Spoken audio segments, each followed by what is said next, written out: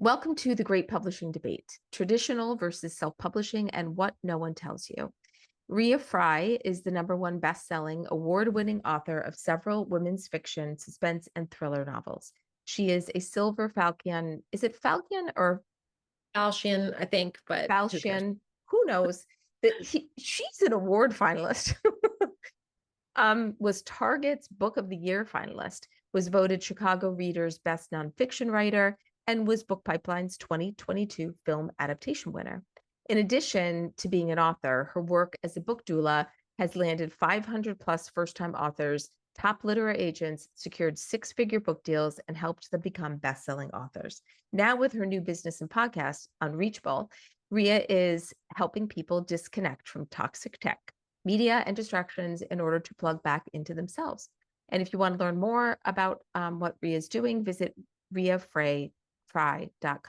I will put a link to all of her stuff in the recording email too, so you can find her. So sit back, relax, and let's hope we figure out what this big, great debate is all about.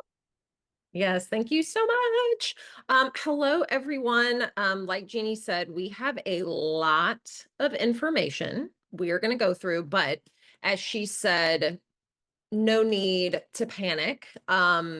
We are going to really go through this piece by piece, and I want you to, again, any kind of questions that come up, anything that you really want to focus on.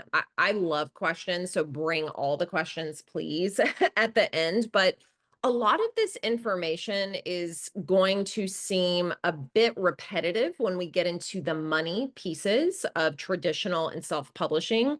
And the reason I did that is sometimes I think you have to hear the information or see the information a couple of different ways before it really sinks in. So we're going to get into it.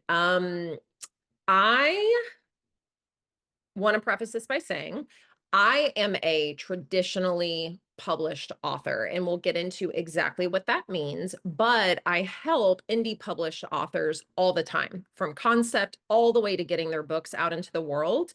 And I recently, with my new business, self-published a journal, and that process was so easy. We'll talk about that too. But just wanted you to know that up front. I come from the traditional world, but I really do help authors in the indie space as well. So here we are. We're going to start with this publishing cage match. So choosing between traditional and self-publishing really force you to face different business models, because both of these are businesses, different opportunities, different roadblocks and challenges that will shape your publishing journey. And as I like to say, if you want to get published today and you have a book, you 1000% can get published, but it's about choosing which path is right for you, not your friend or your peers or the people that you see on Instagram or all the authors that you love, but what is actually right for you. So I really like to start kind of with some big picture questions, honestly. And that is defining what success looks like for you, or what your main goal is with your book. Do you want to see your book in a bookstore? Do you want the prestige or the notoriety that sometimes comes with traditional publishing? Do you want complete creative control and to be able to put books out whenever you want? Or do you want to make money? There is no wrong or right answer here, but that is where I really love to start, is thinking through what's important to you, what timeline you'd like to be on, and what part you want to play in the process. And we'll get into more of that. So the reality between the two, with traditional publishing, it can be a years long process, from the time you get the idea to the time the book comes to market can be very, very long. We'll get into that in detail. Self-publishing, faster timeline, but you are going to invest more money upfront. Egos. This is when thinking about your goals, it's so interesting to see what is ego driven and what is kind of, I know this sounds a little woo-woo, but like what is more soul driven, what you actually want a book for, why you want a book out into the world. So I always say, and I talk to all my clients about this, if you are not willing for your work to change at all, and you think you have a great draft, then heading down the self-publishing route is usually the better bargain there, the better choice there, because when you traditionally publish, your work will change. It will change a lot. So really thinking through like what is important to you. Um, and when you're thinking about those goals, is it coming from an egocentric place, which is completely normal. I think all of us want to be New York Times bestsellers and, make millions of dollars. Thinking about investments off the top, like even before you might know the ins and outs of traditional publishing or self-publishing, really thinking through like how much time do I want to invest? How much creative control do I want to have? How much money do I want to spend? How much marketing effort do I want to put in? We're going to bust a lot of myths around the support that you get as a traditionally published author, and that a lot of times people think you don't need to spend any money if you're a traditionally published author, which is false. Just say that right off the bat. And then thinking about distribution. So in the traditional realm, there's bookstore placement, more industry connections. I do feel like when you're traditionally published, you get sometimes more opportunities. But with self-publishing, again, this is very high level off the top, but higher royalties. It's more of an online focus. If you're someone who's like, I don't want to do a lot of events, I don't want to go on a book tour, I don't want to spend all my time marketing, self-publishing can be a wonderful, wonderful place to be, if you just want to focus a little bit more on the writing. Long-term vision, really thinking about that off the top too, and just even jotting it down as things come to you. What is your long-term vision? In the traditional world, it's common to publish a book a year, sometimes way less than that, sometimes more. With self-publishing, I know self-published authors that put out 4 books a year because they can get to it so much faster.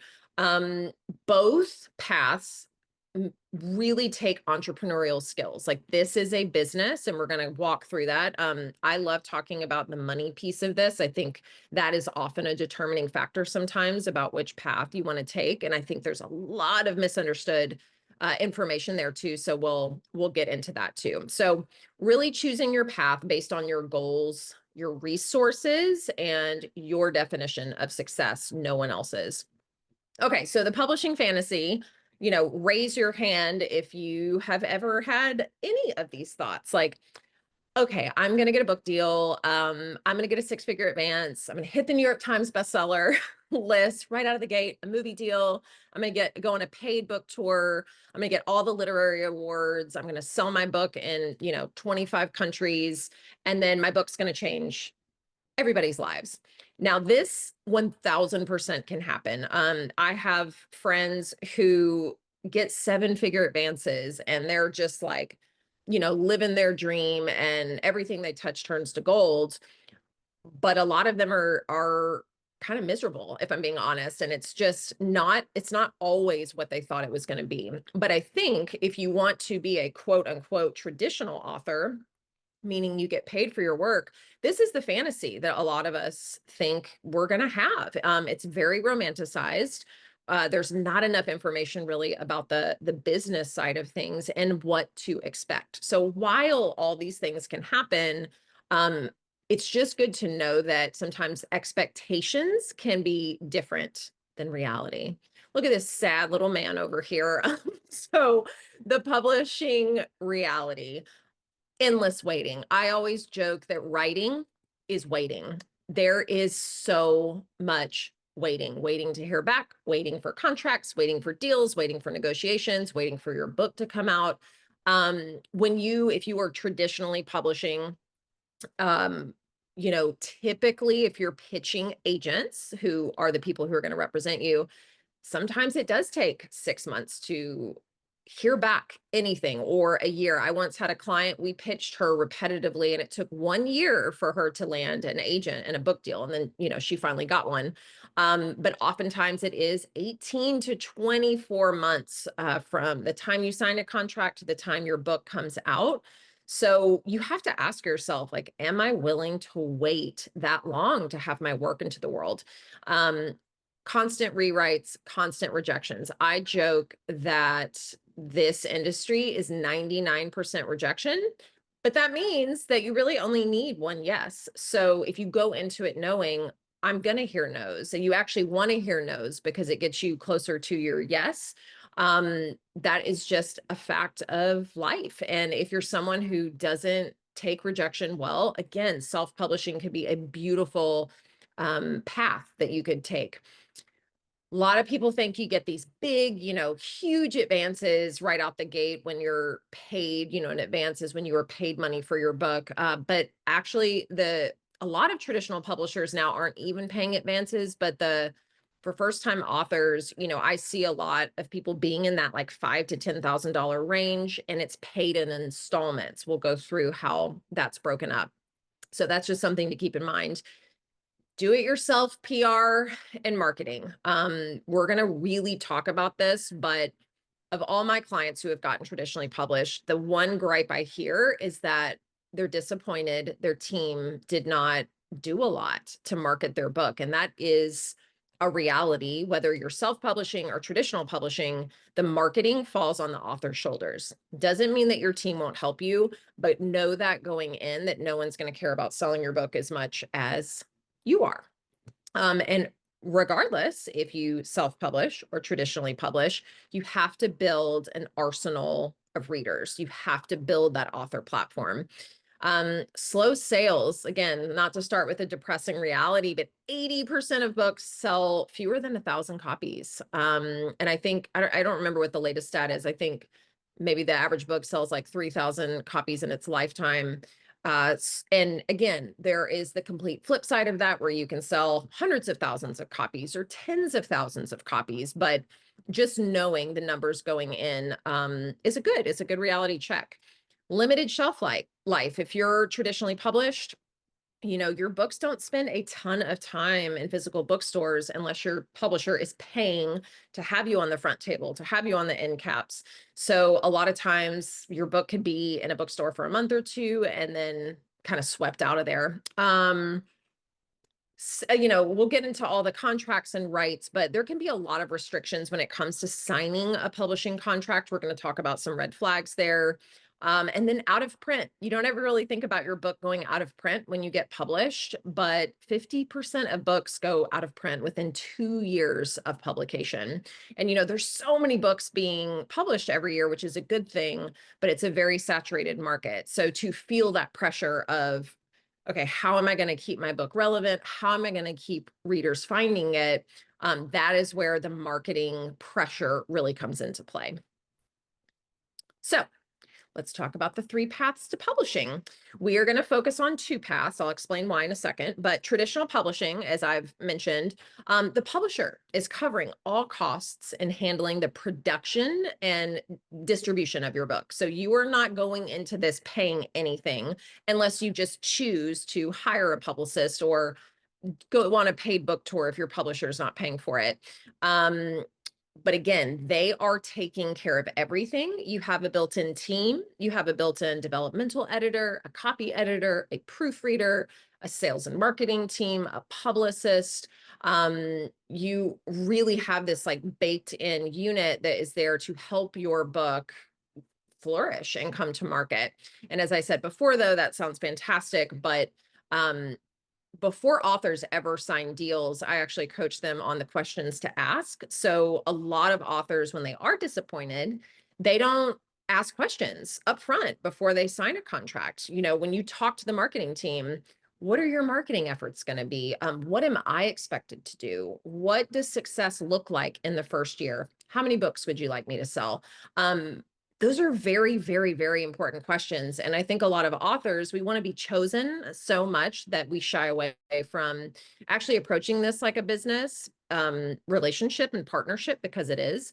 So it's just really important to know going in and going in with your eyes wide open. Self-publishing, publishing, just like it sounds, the author is managing the entire process and retains complete control and complete rights. Now, when I get clients who are like, I just don't want to self-publish, I can't handle this on my own, there are companies, there are experts that you can build a team around you. You can build the same team that you would have in an in-house traditional publishing house as a self-published author, if you have any sort of budget, and we'll kind of talk through all of that. But you can also do it yourself. I've had clients self-publish books and spend $40 total, and that's it. So it is really, if you are someone who is a go-getter, you want that control, it can be a great option. Now, hybrid publishing, which I'm sure a lot of you have heard of, sounds like the best of both worlds. You're going to marry traditional publishing. You're going to get some team support with the autonomy and control of self-publishing. But in my experience, I've been working with authors for about 20 years, and hybrids, haven't been around that long. But I am not loving what I'm seeing. I was just telling Jeannie before we started chatting, there's a newer hybrid. I was talking to them, and I was like, "Oh, what are you charging authors?" And they're charging between $80 and $100,000 to publish a book. And to me, that feels wrong. And the author will not say never, but most likely never recoup that cost. Most hybrids I've seen are around $10,000 to $40,000 or $50,000. So I think unless you have hundreds of thousands of readers that you can guarantee, it's just not a smart approach to start with. So because of that, we're going to focus on traditional and self-publishing. So, yep, just went through this slide, but again, and maybe you're someone who has looked into hybrids, but my rule of thumb, whether you're traditionally publishing, let's say you get offered a contract, or you do want to really look into a hybrid, or your friend used a hybrid and they were really happy, always talk to a few recent authors who have published, whether it is with a hybrid or is with a traditional publisher, and talk to them about their experience. Talk to them about what they spent. Talk to them about what they liked, what they didn't like. Because publishers can sell you all day on what they're going to do, but the authors will be the ones who are going to tell you the truth. So, traditional publishing. We're going to start with traditional publishing because I feel like most people, when they think of publishing, think it would be nice. Like, oh, why would I not start with just trying to get traditionally published? So again, some of this is going to be repetitive, but I just want it to sink in. So publishers, when you're traditionally published, they are acquiring the rights to your book and handling the production, the distribution, and the marketing, some better than others. And then you often receive money up front, which is called an advance. You never have to pay that money back. Even if your book sells 5 copies, that money is yours. And then once you earn out that advance, and we'll talk about that shortly, you start making royalties on the back end. And those typically, they can range way out of this, but they're typically between 7% and 15%, sometimes a little higher on hardback, or ebook or audiobook, but that's usually the range. Barriers to entry with traditional publishing. Most people who come to me, I work with a lot of nonfiction clients, and there are always barriers to entry. With fiction, the big barrier to entry is just, landing a literary agent. It's a very low acceptance rate, because fiction is so subjective. So finding someone who is so in love with your story, who is just dying to represent it, can feel a little challenging, but it's so possible. And as a fiction writer, having an author platform right out of the gate isn't a necessity. Like, you can still get published even if you have 200 friends on Facebook, or you're not even on social media. You can still land an agent and get a book deal. Nonfiction, on the other hand, you could have the best idea in the world. If you don't have an established platform, an established audience, the agent and or the editor at the publisher will often say no. And this is where I advocate for my clients, because I work with a lot of wonderful authors who don't have huge platforms, and we can sometimes get around the author platform conversation. Or I've seen it too. It drives me nuts. I'm like, I've worked with clients that have 100,000 followers. They get a deal, they sell like 5,000 books. And then I've worked with people who have a very tiny dialed in engaged platform and they will sell thousands and thousands of books. So numbers don't dictate success. And it bothers me that we have kind of gotten ourselves into a popularity contest in publishing. It is something I write about, I talk about a lot. So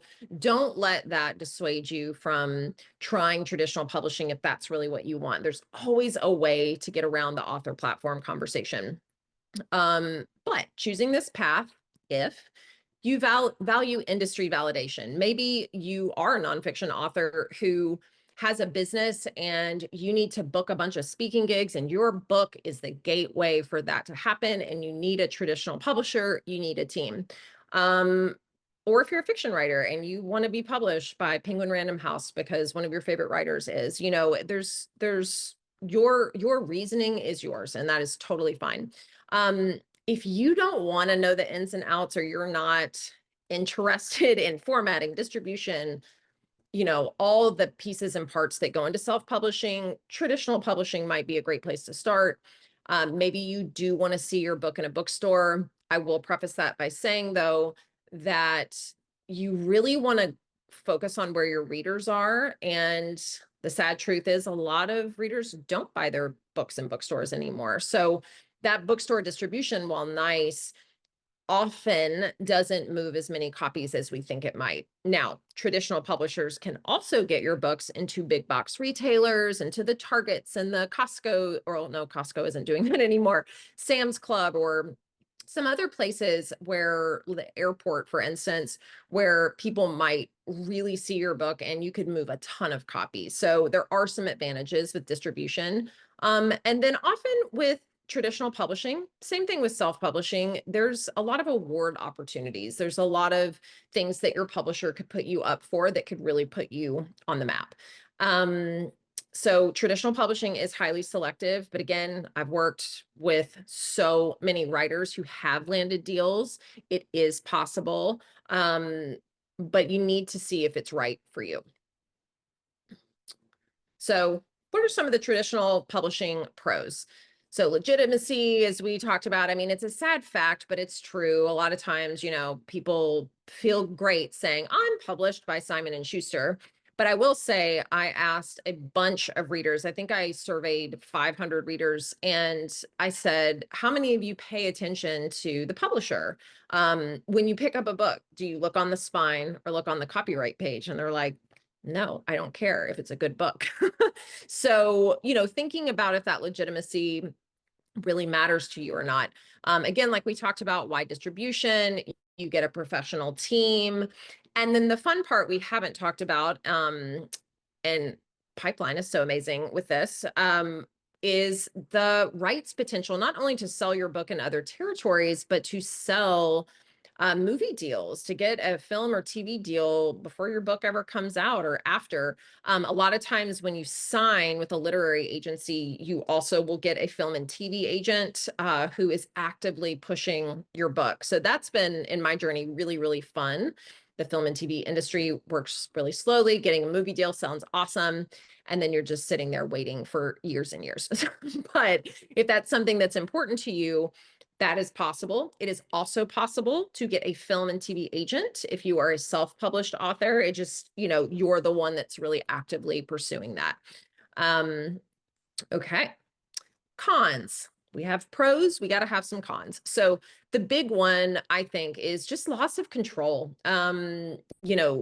Authors, like, it's so funny to me that it's your work, but you really do have limited say-so over the cover, over the title, the timing of when it comes out. They have these schedules set in stone and they really make the decisions. And sometimes authors feel like they are the last to know, which is why it's so important to ask those questions, as I was talking about.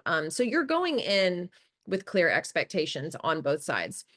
As I talked about before too, the modest advances, again, this can range wildly, but $5,000 to $10,000 or $5,000 to $15,000 can be kind of a typical first advance. Timelines. we talked about this earlier, but you are really looking at, by the time you sign a contract to get a book deal, and getting a book deal can take months and months and months, you really are looking around 12, usually 12 to 18 months before the book comes to market. And for some people, they love this timeline because it gives them time to build their platform. It gives them time to build the buzz about the book. And for other people, they're like, I just don't want to wait that long. DIY marketing, as I said, promotion is going to fall on your shoulders unless you are just, a lead title for your publisher, meaning they're going to pour in a lot of time, a lot of money, a lot of resources into you and your book, which can happen. But these marketing professionals and the publicists, they're stretched really thin. They're working on multiple books at once, which is why a lot of traditionally published authors end up hiring, publicists, outside publicists. I will share a fun fact with you. In my 8 novels that have come out in 6 years, I have spent, this is so disturbing, I've spent close to $200,000 on publicist marketing, book tours, just kind of throwing, like, I've made so many mistakes, just throwing things, at the wall, seeing if they stick, just killing myself, doing a 50 city book tour. And I really was leading with my ego, to be quite honest. And I would get a return on that investment with some of the books, and some of the books I would not. And that's another con. I didn't put this on there, but it publishing is like fortune telling. You cannot guarantee that all the time, money, energy, a great story is going to guarantee you a success. And that for me is the hardest part of this industry, is you're just like rolling the dice and seeing what's going to happen. And a publisher will say, like, it kind of comes down to luck and timing. And there's not a formula. And for me, being more business minded, I'm like, well, that's not that's not okay with me. I want to know that if I put in this much time, these are going to be the results. So knowing that too, that, you can do everything right, but you can't necessarily know, like, how it's all going to end up, or know that your book's going to be a bestseller. So just knowing that going in, and really trying to enjoy the process and not just hit these monumental goals. Low royalties, as we talked about. Yeah, only about 10% of net sales reach you. And we're gonna compare this to self-publishing. Like, sometimes you can have royalty rates as high as 70%. So the money conversation, you'll get to see kind of apples to apples there, which is really interesting. So some of these cons are why authors do choose to self-publish, or maybe they start with traditional publishing and they're disappointed, so they go to self-publishing, or they try hybrid. So again, no wrong or right way. It's a little bit of an experiment either way. So just figuring out where you want to start. So again, silver linings of traditional. We talked about some of these in the pros, but sometimes authors land the dream team. They really, really do. And they are so happy with their team and their publisher. I've had some great teams in the past. I've had some not great teams in the past. And again, it's lessons learned left and right. Again, foreign rights, prestige, distribution power. This is repetitive, but just locking in, sometimes seeing it in a different way, hits differently. So again, thinking about, when you're looking at this, what is important to you? Are these things important to you when you look at them? Do you want someone kind of taking the reins and guiding you through this, and paying for things, and, which means a little bit less creative control? Okay, some money math here. We're going to get way more into money shortly. But let's just say the average advance is 10K, which is paid in installments. That typically, means if you have a paperback book, your royalties, my paperback books, I'm in trade paperback, and my royalties are only 7.5%, which means I make about $1 a book. So this is a little bit higher here. So think about that. So if you get paid let's say you get paid $10,000 for your book. That means you have to sell roughly 10,000 copies of your book, especially if it's a trade paperback, not make up $10,000, but 10,000 copies. Once you do, you start earning royalties. And that sounds great, but it usually is around $1 a book. So that is a cold, hard, um, dousing of the truth there. And then again, 70% of books don't earn out their advance. And I have a lot of friends who go for massive advances. They will not sell or they will not sign a book deal unless they are making multiple six figures up front. And the reason they do that is because they can't guarantee how the book's going to sell. So they would rather have the money up front than, get paid a lower amount and start making royalties. The downside of getting a big advance, and let's say you don't sell well, is that doesn't look like a success in your publisher's eyes. So sometimes getting a more modest advance, selling well, selling through, earning out your advance and making royalties can be seen as a more strategic move. And it is nice to make money on the back end, but if you're making $1 or $1.75 a book, you have to sell a lot of books. So fact, I know a lot of traditionally published authors, they still need other income sources to sustain their careers. I've made some great money as an author, but the way we get paid, it's not sustainable for a lot of people. So know that going into, I think that as we saw in the fantasy, like I'm going to get paid, $500,000 and just that's what I'm going to do. I'm going to write full time. Again, it's possible, but for a lot of people, that fantasy does not play out. Okay, so how do you get paid? I upped the advance here just to show you. I don't want to work with the $10,000 advance. We're going to go up a little bit, and let's say you get paid $50,000 for an advance, which is a nice little advance there. So that sounds great. But if you have an agent, there are authors where you can get a book deal without an agent. But if you want to go after the big publishers, often you do have to have an agent. You can bypass that sometimes, but the agent is going to get 15% of anything that you make, essentially. So they immediately are going to take that $7,500, leaving you with 42,500. Most authors, with their publishers, except Penguin Random House, which pays in fourths, but most publishers pay in thirds. So you receive, or around 14,000 at signing. 14,000. This actually should, sometimes it's manuscript delivery. This is actually usually when the manuscript is accepted for publication, meaning after you've gone through the editorial process with your editor, that's when you get paid. And that can take months and months and months. And then you get the last installment when the book comes out, which is usually a year later. And for Penguin Random House, it's your last installment is a year after the book comes out.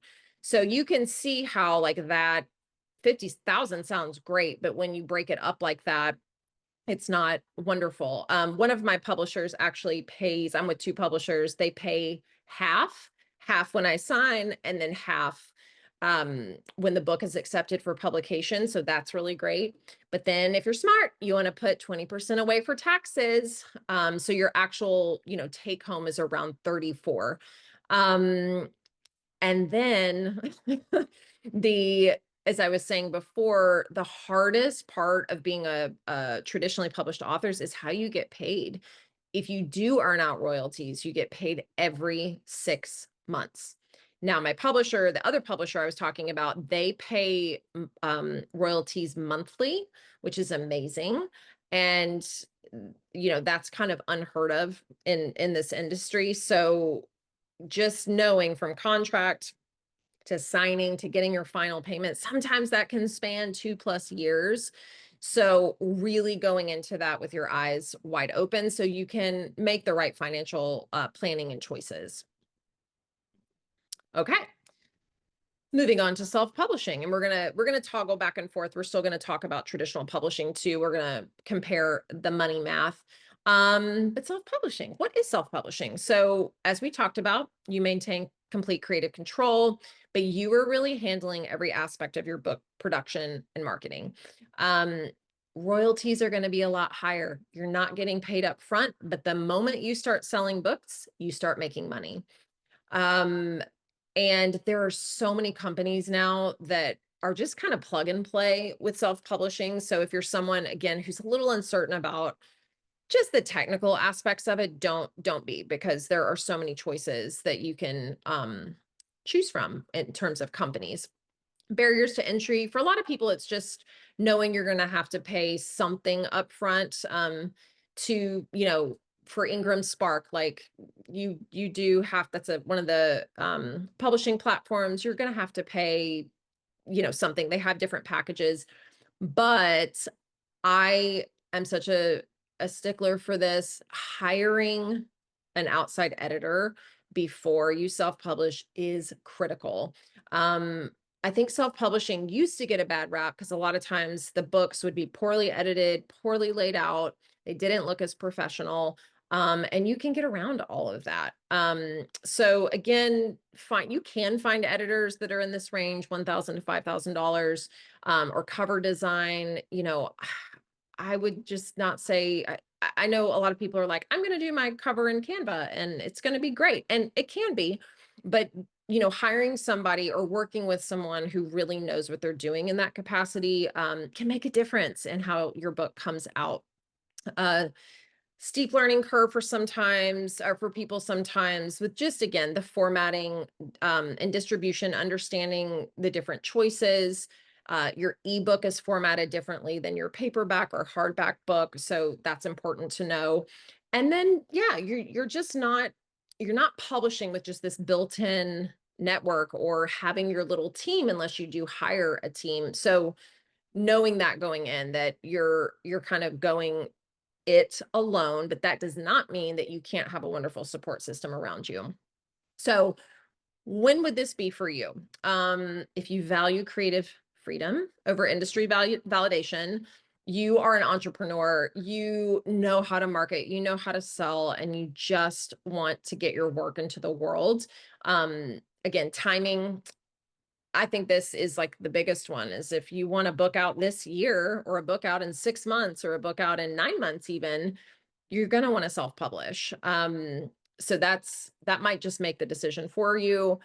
And, this is a business. So maybe you are willing to invest time learning the business side. And you wear multiple hats. I think you wear multiple hats if you're a traditional author as well. But for self-publishing, I mean, self-published authors are some of the hardest working authors that I know, because they're just, doing it all, really doing it all. So that is good to know. So self-publishing pros. Again, we've talked about some of these, but complete ownership. Unlike traditionally publishing your book, you're going to retain all rights to your work. You can publish in any format, honestly, any length. So that's another determining factor. For novels, most novels that are traditionally published, a publisher kind of wants around 80,000 words, sometimes up to 100, but usually around 85,000. For nonfiction, it's 50,000 words, usually, sometimes up to 60. But if you're self-publishing, I mean, you could rock a 40,000 word novel or a novella, something shorter, something longer, and you don't have to seek permission. You don't have to wait for validation. You can put out whatever you want. Definitely higher earnings. Now, this all depends on what you price your book. You're the ones you're the one that's setting the prices. So the royalty rate is going to range, but 60 to 70% typically through digital platforms versus 10 to 15% with traditional. So you kind of see the massive difference there. And then again, you can put out multiple books at once. You can create passive income. I used to have a writing podcast, and I interviewed these two indie authors who had both sold over 1 million copies each of like one title, I think, one title each. but they spent around 6 figures on ads. And this is back when ads were like really working. But they would just, they're like, I put out a book, I send an email about it on launch day, and then I'm on to writing my next book. So they just create a ton of long-term passive income, which, who doesn't want to make money while they sleep? So that's sometimes what ads can do. And indie published authors, I feel like, lean into the ad space a little bit more sometimes than traditional authors. Um, the cool thing about being a traditional author, but being an indie published author, but you are really building a direct relationship with your audience. You're not having to like go through any hoops or, I don't know, check with your publisher about anything. Cause sometimes with publishers, you can't share your cover reveal or your cover too soon, or you can't, there's really exciting news, but you can't share it. There's a process and an order to everything. And with self-publishing, you get to do what you want. Flexible timelines, as we discussed. And then a lot of times in your portal, your sales portal, you're getting to see real-time sales. Whereas when you traditionally publish, you're not seeing anything. There's something called Amazon Author Central. I hop on there every week. It shows my sales from the week previously, but it does not show ebook or audiobook, and it only shows about 80% of sales. So it's always kind of guessing unless you're asking your team, like, how many books have I sold? So you get that data, which is really nice. And then you can kind of see too, like, okay, I spent this much on ads and I had a big spike here, or, oh wow, my sales really dipped. So you get more information than you do a lot of times with traditional publishing. And then you can, when you self-publish, the platform that you choose is taking care of distribution. So online, you are distributed everywhere, which is great without you having to do anything. So you can get that worldwide distribution. And then you have creative freedom. If creative freedom is something that's important to you, it can be wonderful. And also when you launch traditionally, you're so worried about like selling and hitting lists and like, oh my God, I've got to sell, you know, 7,000 copies this first week, or my publisher is going to drop me. And with self-publishing, no one's measuring it. So yeah, you want to sell books, but you can kind of ebb and flow. There's not all of that immediate pressure like there is when you traditionally publish. So again, it can require more work up front, but it can really offer benefits in the long run. So cons, like we talked about, a lot of times there is an upfront investment with editing, with design, with the platform that you choose. If you want to spend any money on marketing, there can be some out-of-pocket expenses. So get very realistic about what you actually can afford and really setting that budget. A lot of times with traditional authors, they use their advance or their first part of the advance and they end up hiring a publicist or they book a book tour. So they're really funneling that money right back into costs that they're going to need for marketing the book. So it's kind of the same with self-publishing, but you don't have a built-in editor. So you often need to hire one. Um, just the process, like in the production, you're coordinating everything, making sure that it's all as you want it. What I do like about self-publishing too, and I'll grab, I said we self-published with our new company. We did this little journal, and I mean, it ended up being like, it's beautiful. It's 240 pages, but we got a sample of it first, and I didn't like the paper. I didn't like how the cover looked. So that's a fun process too. It's like, ooh, I don't like this. So let's tweak this. And it's fun that it's, I can have a hardback book and I'm in trade paperback with traditional publishing. So it's fun that you get to choose, the size, the format, the paper, all of those things. But that sounded like a pro. We're on cons. Okay. So limited coverage. This is trickier unless you hire an outside publicist, which is another expense, but sometimes getting those big major media outlets, getting on, let's say, Good Morning America or the Today Show or getting written up in the Times or getting trade reviews can be a little bit trickier. And then bookstores, I think bookstores have come a long way. And if you go in and you ask, a lot of them will carry indie published books, but it is a bit of a grind. You're the one that's reaching out, you're hitting the pavement, you're, knocking on doors, going into these bookstores. So you need to see if that's something you want to do. And if it's not, you don't have to rely on bookstores. You can really rely on online sales.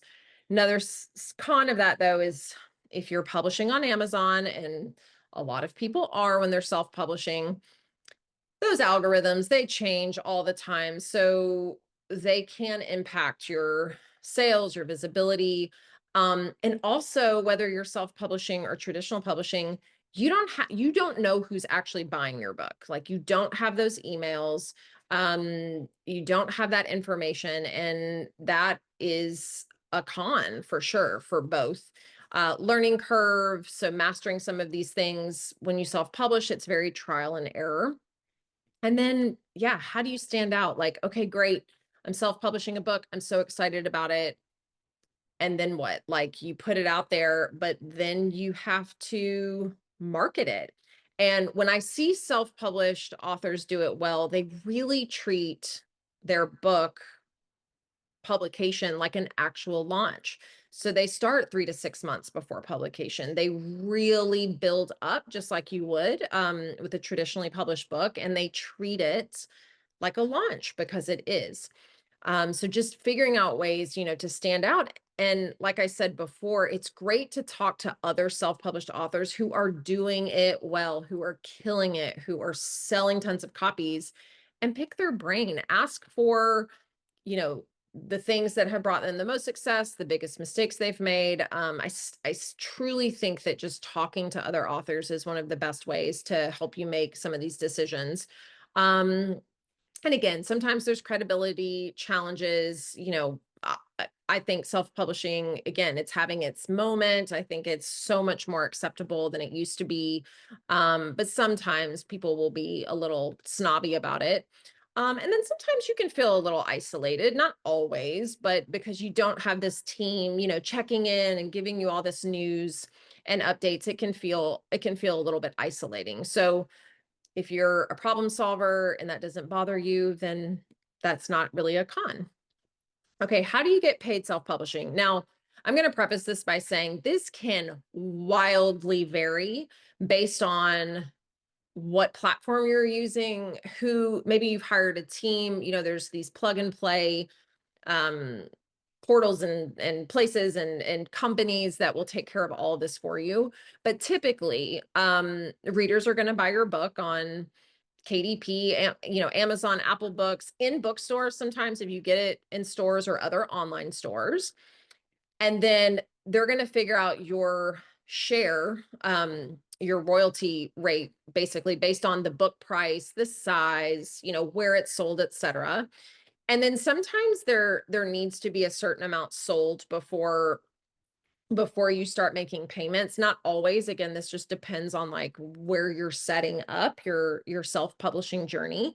And then you do get paid though automatically, which is so nice. So you can set it up, it automatically is deposited into your bank, or wired within 36 or 60 days after the sales month ends. That's typical. Sometimes, again, I have heard all different sorts of timelines around this. So this is just one.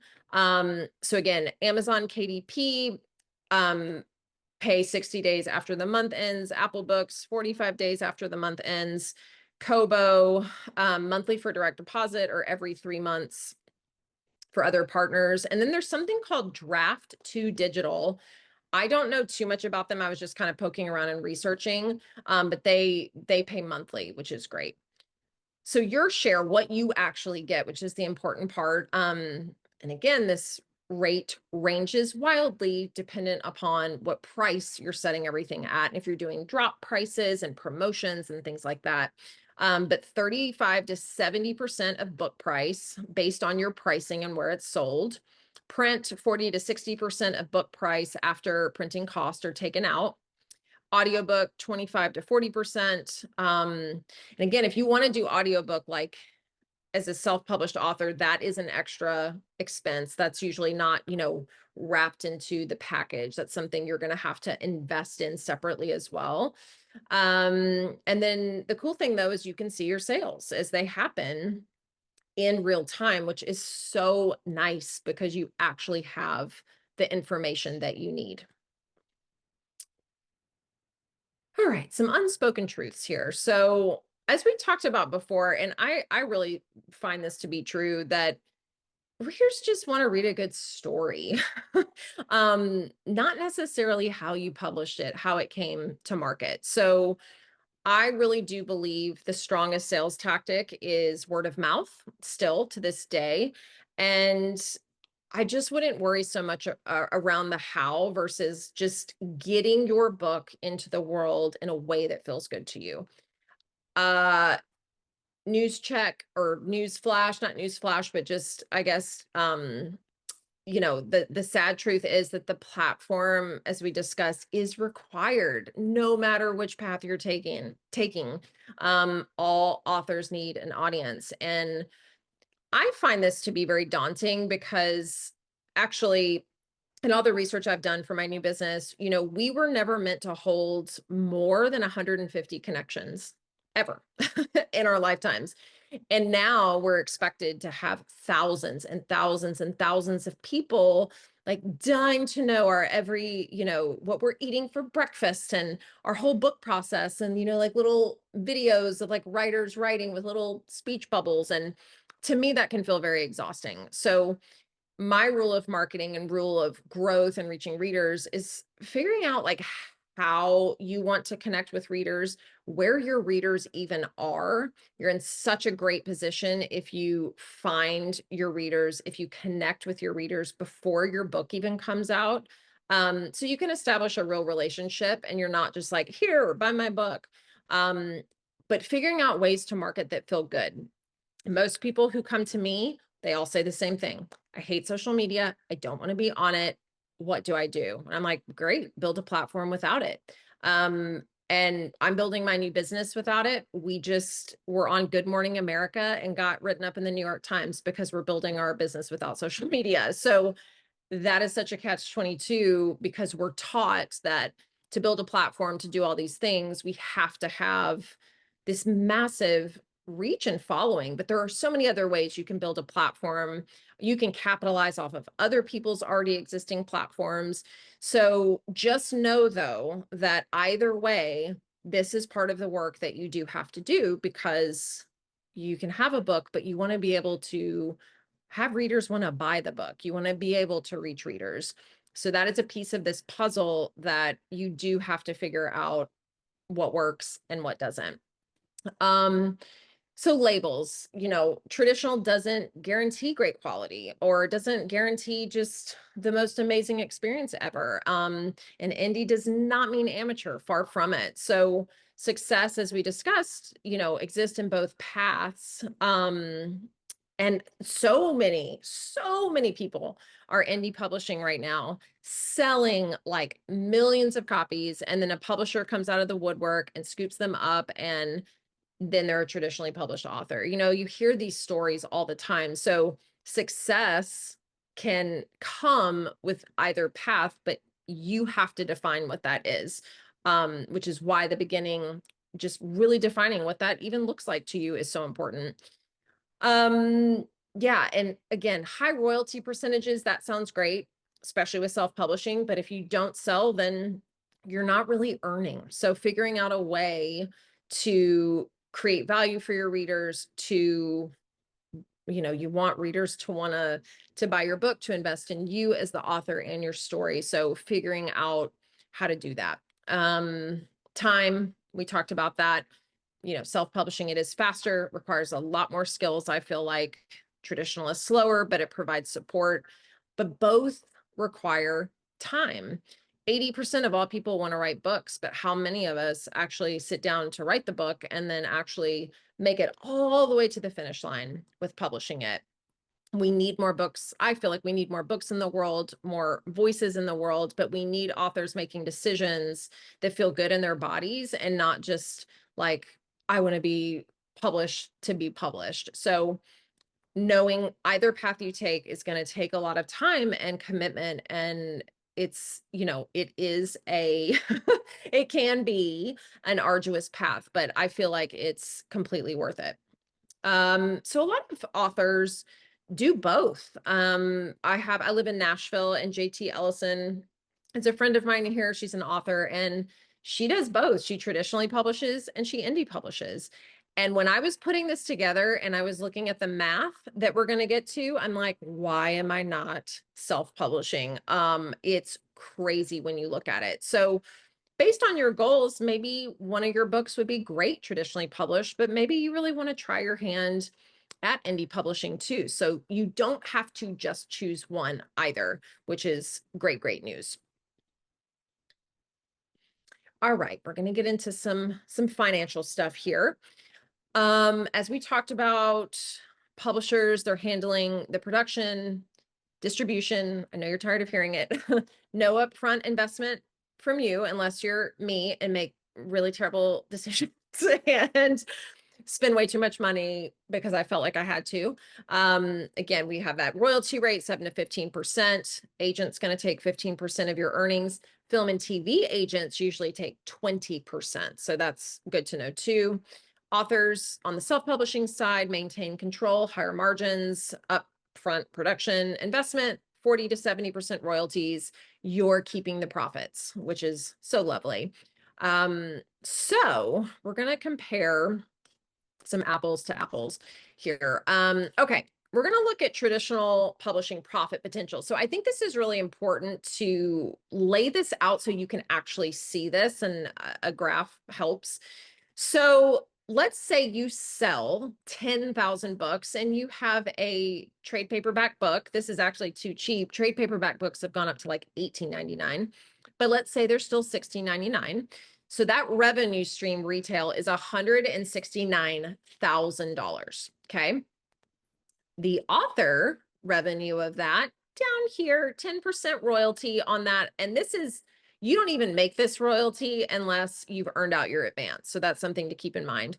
But the author from that, from 169,000 there, is getting $16,000. Okay. Agent commission, they're getting only $2,500. Net profit, $14,000 if you have sold 10,000 books. And again, the math can be tweaked dependent upon, if we're just talking about trade paperback or hardback or whatever, ebooks, audiobooks. But just seeing that, what this huge chunk is here with the author revenue is, to me, kind of shocking. So royalties, typically around 20, you get 25% on ebooks. So that is, you can actually make more money. One of the publishers I'm with, they push ebooks constantly. And that's where I make most of the money, is through ebooks and not my paperback books. So we just have a little royalty breakdown here. When you are traditionally published, you are not deciding on the price, your publisher is. So they are setting the prices, they're setting those promotions. So a lot of times, if you're self-published, you can set your ebook for 99 cents or $1.99 and sell thousands of copies, become a number one, best-selling author in the algorithm, and boom, you're a best-selling author.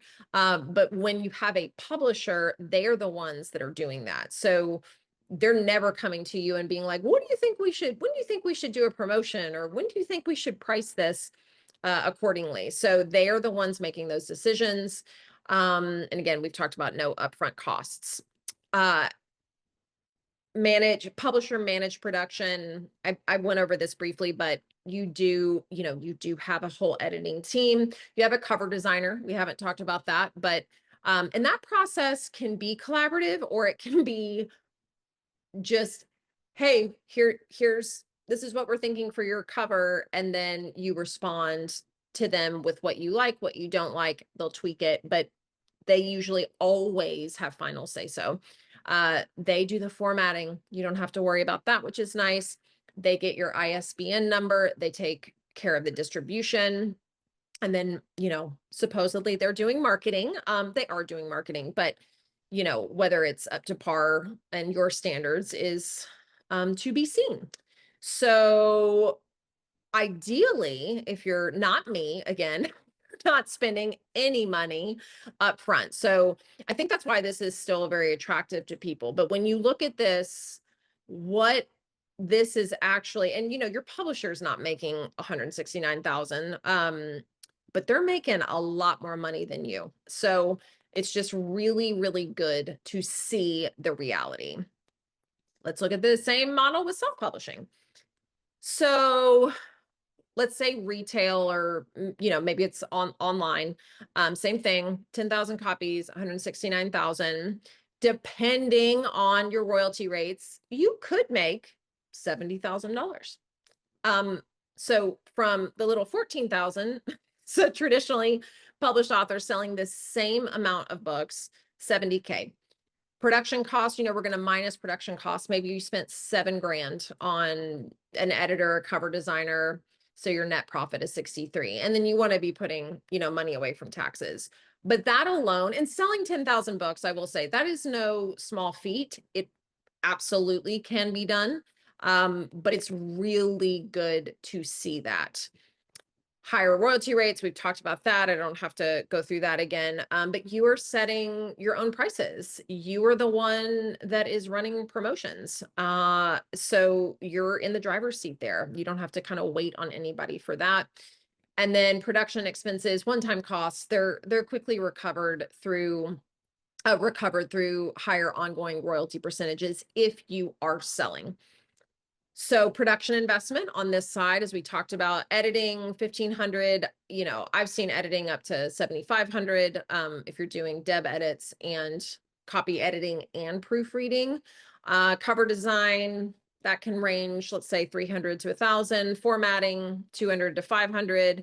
ISBN and distribution. Sometimes people spend money on this, sometimes they don't. And then marketing, maybe you're spending $2,000 to $3,000.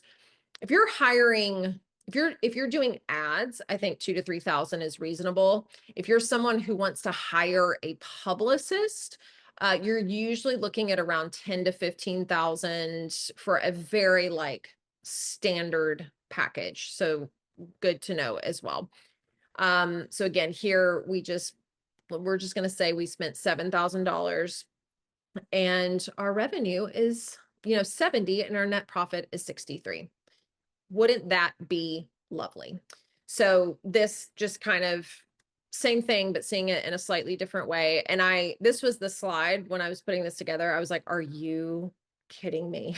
What am I doing with my life?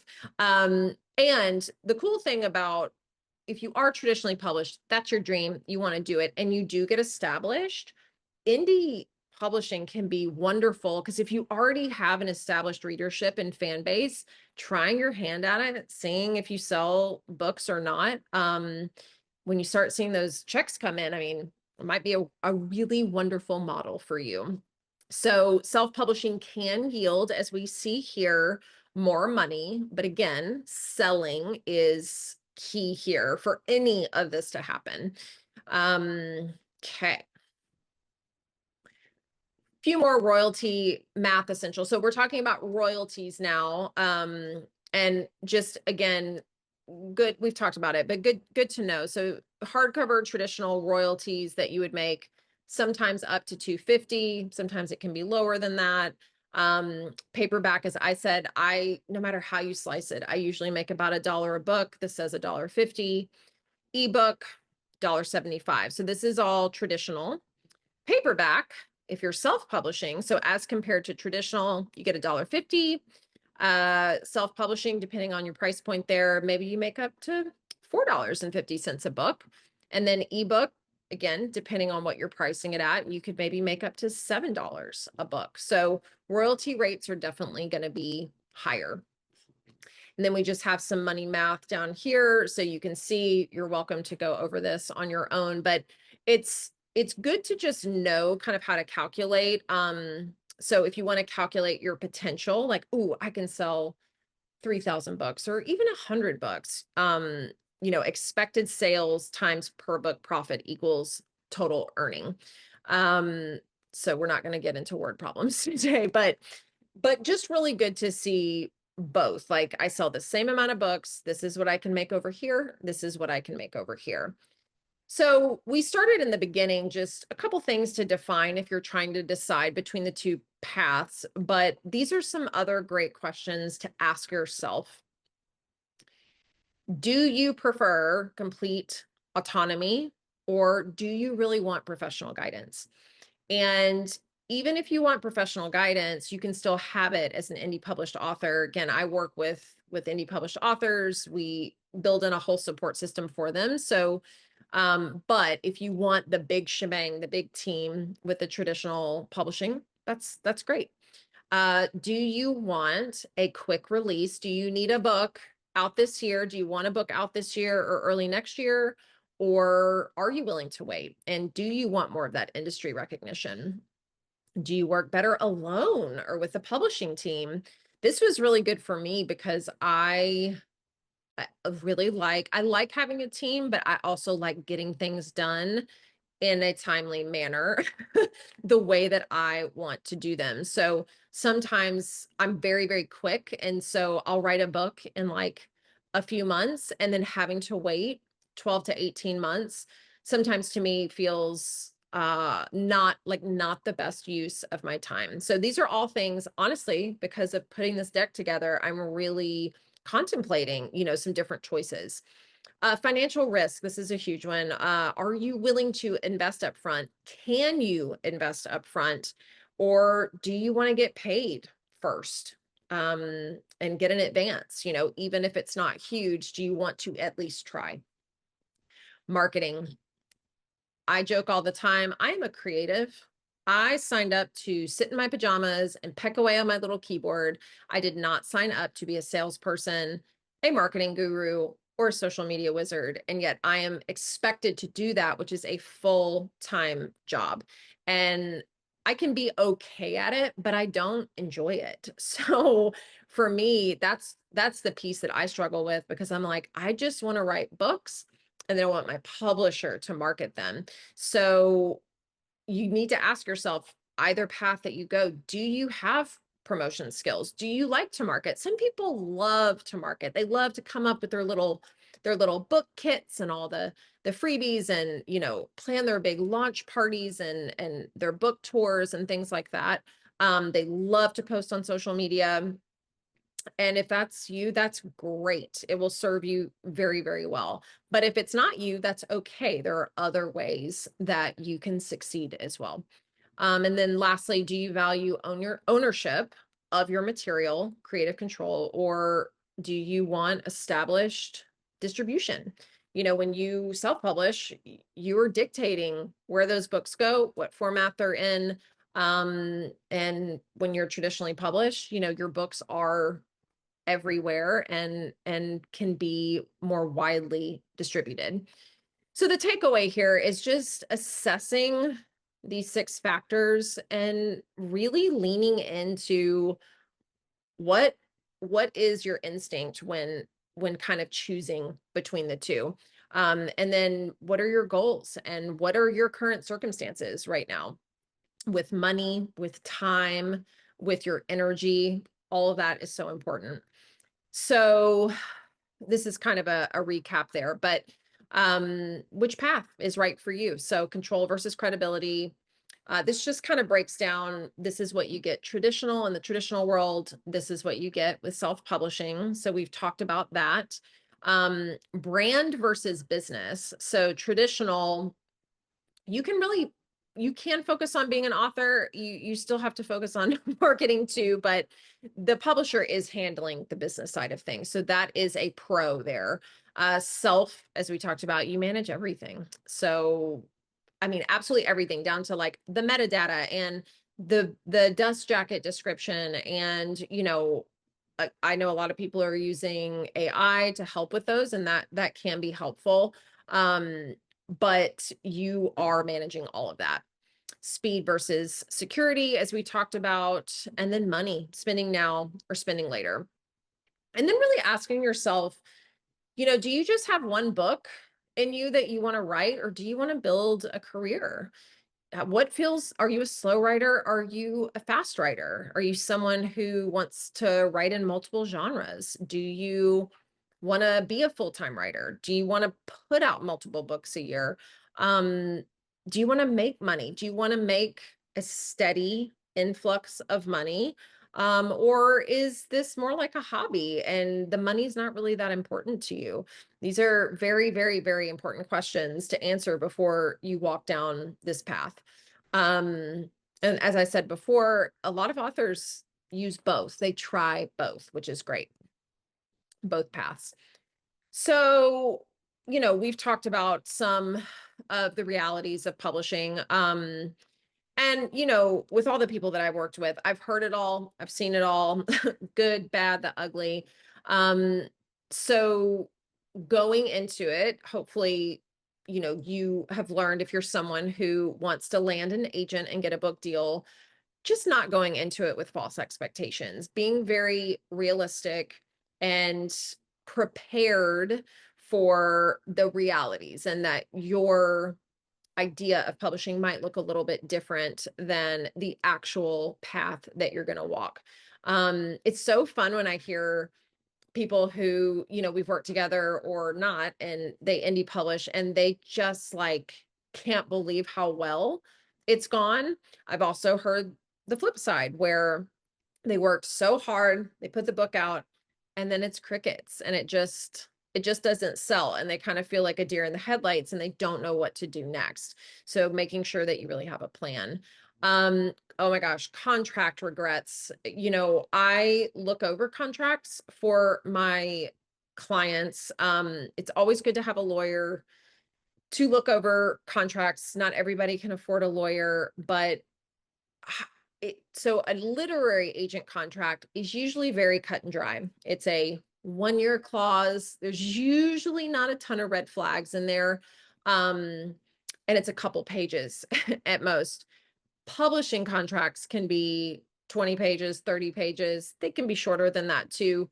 But it is so important not to sign something until you understand what it is that you're signing. I've seen so many authors get themselves into, like, I've seen nonfiction authors who have brand and businesses sign, and they did not realize their publisher is going to get a piece of their other products or coaching practices or whatever other revenue they're bringing in their business. So it's just important to kind of know the ins and outs. Marketing reality, as we talked about, a lot of it falls short, unfortunately. And we've talked about the other two here, the level of work, creative freedom. Um, there is no perfect option, and that's the truth. But if you go into it with curiosity, with awareness of what you're willing to do and what you're not, I think it can just make the process a lot easier. So bottom line, traditional publishing, a lot of us still do it for prestige and partnership. I won't go through these timelines yet again, or these bullet points yet again, but really I do feel it's best for people who do want the recognition, they do want the support, they might want to see their book, they just want to give it a shot.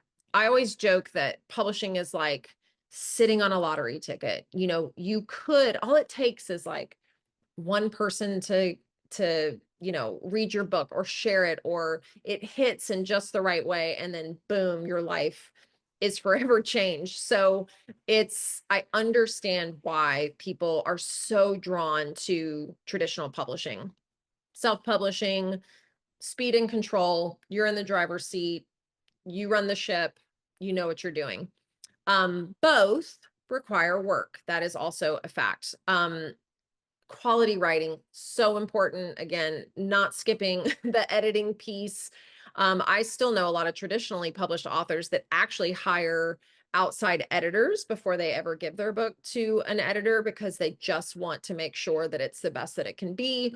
Compelling cover design, marketing effort, platform building, persistence. So all of it, both of them require just a really good handle on your craft, a good understanding of the business, and being able to, in some way that feels good to you, connect to your reader. All right, so let's say you pick a path and maybe you want to go the traditional publishing path. What does that look like? Like, what do you need to do? I'm assuming most people on here are fiction. I'll speak to nonfiction briefly. But for traditional publishing, if you are a nonfiction author, you do not write the book first, which is great news to a lot of people, but you create the book proposal or the roadmap to what will become your book. And I do those for clients. They're beasts. They're 60 to 100 pages. But it's such a great, great tool to understand what your book's going to become.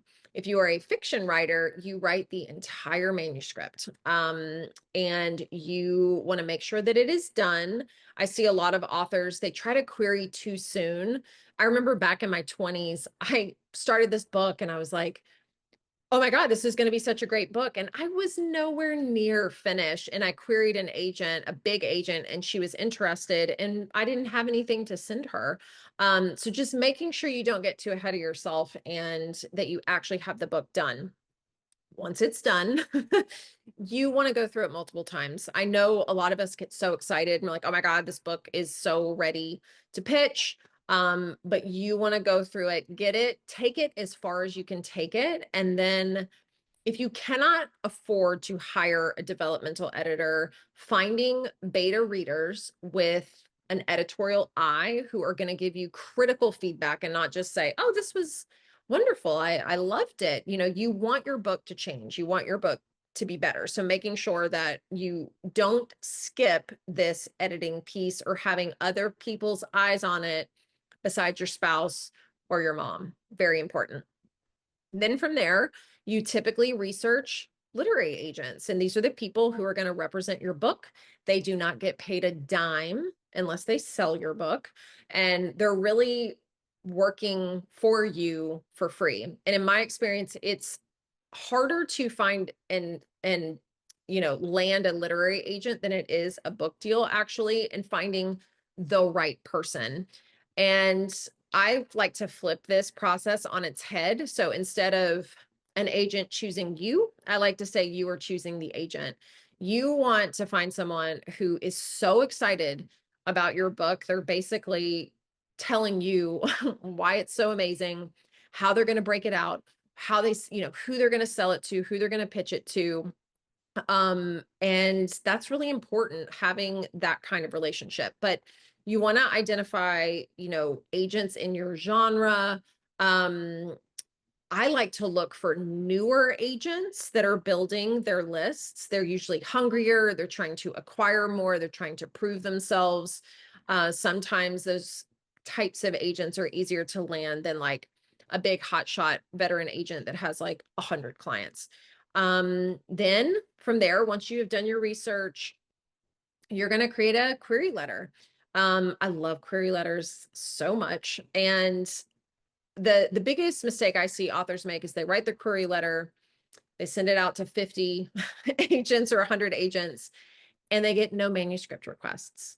And what that means is there's something wrong with the pitch. So when I pitch on my client's behalf, actually, to the agents that like I know and trust, but I only send out about 5 to 10 at a time. And the reason why is if we send out 5 queries and we get 3 requests, I know we have a solid pitch. If we send out 5 requests and we get, or 5 pitches and we get no requests, then I know that we need to tweak the query letter. So this is a very like trial and error process. You need to take your time with it, not be in such a rush. But crafting the query letter, brief synopsis is important. Not every agent requires that. I suck at writing synopsis. It is not my favorite thing to do. And then again, submitting in small batches. Here's the hard part. You've worked on this book. You got it to where you want it to be. You're so excited. And then it's like, hurry up and wait. The timeline can be very long. And my suggestion is always get to writing on something else, or do more research about just the industry or launching or marketing or looking at one of the areas of this whole process that you might be uncertain with. Take an author out to coffee, pick their brain, just staying busy and not just sitting back twiddling your thumbs. But let's say someone is interested in signing with you, you know, it's funny, we finish the book and then we think we're done. You are going to revisit this book so many times. You'll probably want to set it on fire by the time it comes out. I never reread any of my books. I like once they're out, I'm just so moved on.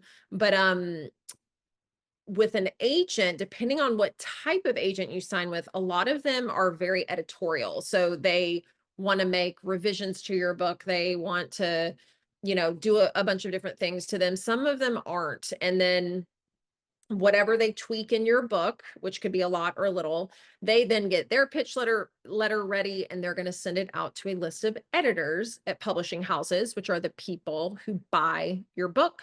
And then, that can take weeks, months before you hear back.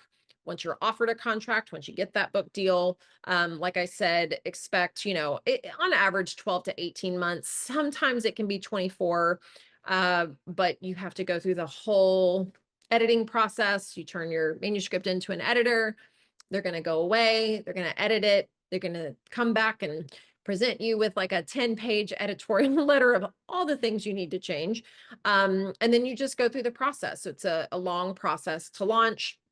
So again, timeline, sometimes 2 to 3 years. Self-publishing roadmap's a little bit more straightforward. Complete the manuscript, self-edit it, yes, of course, first. And then again, using beta readers for feedback is great. Finding a little circle of beta readers is usually not too hard. And if you are on social media, that's a great question to ask. Like, hey, anybody want to be a beta reader? And then they can be part of your launch team too, which is super fun.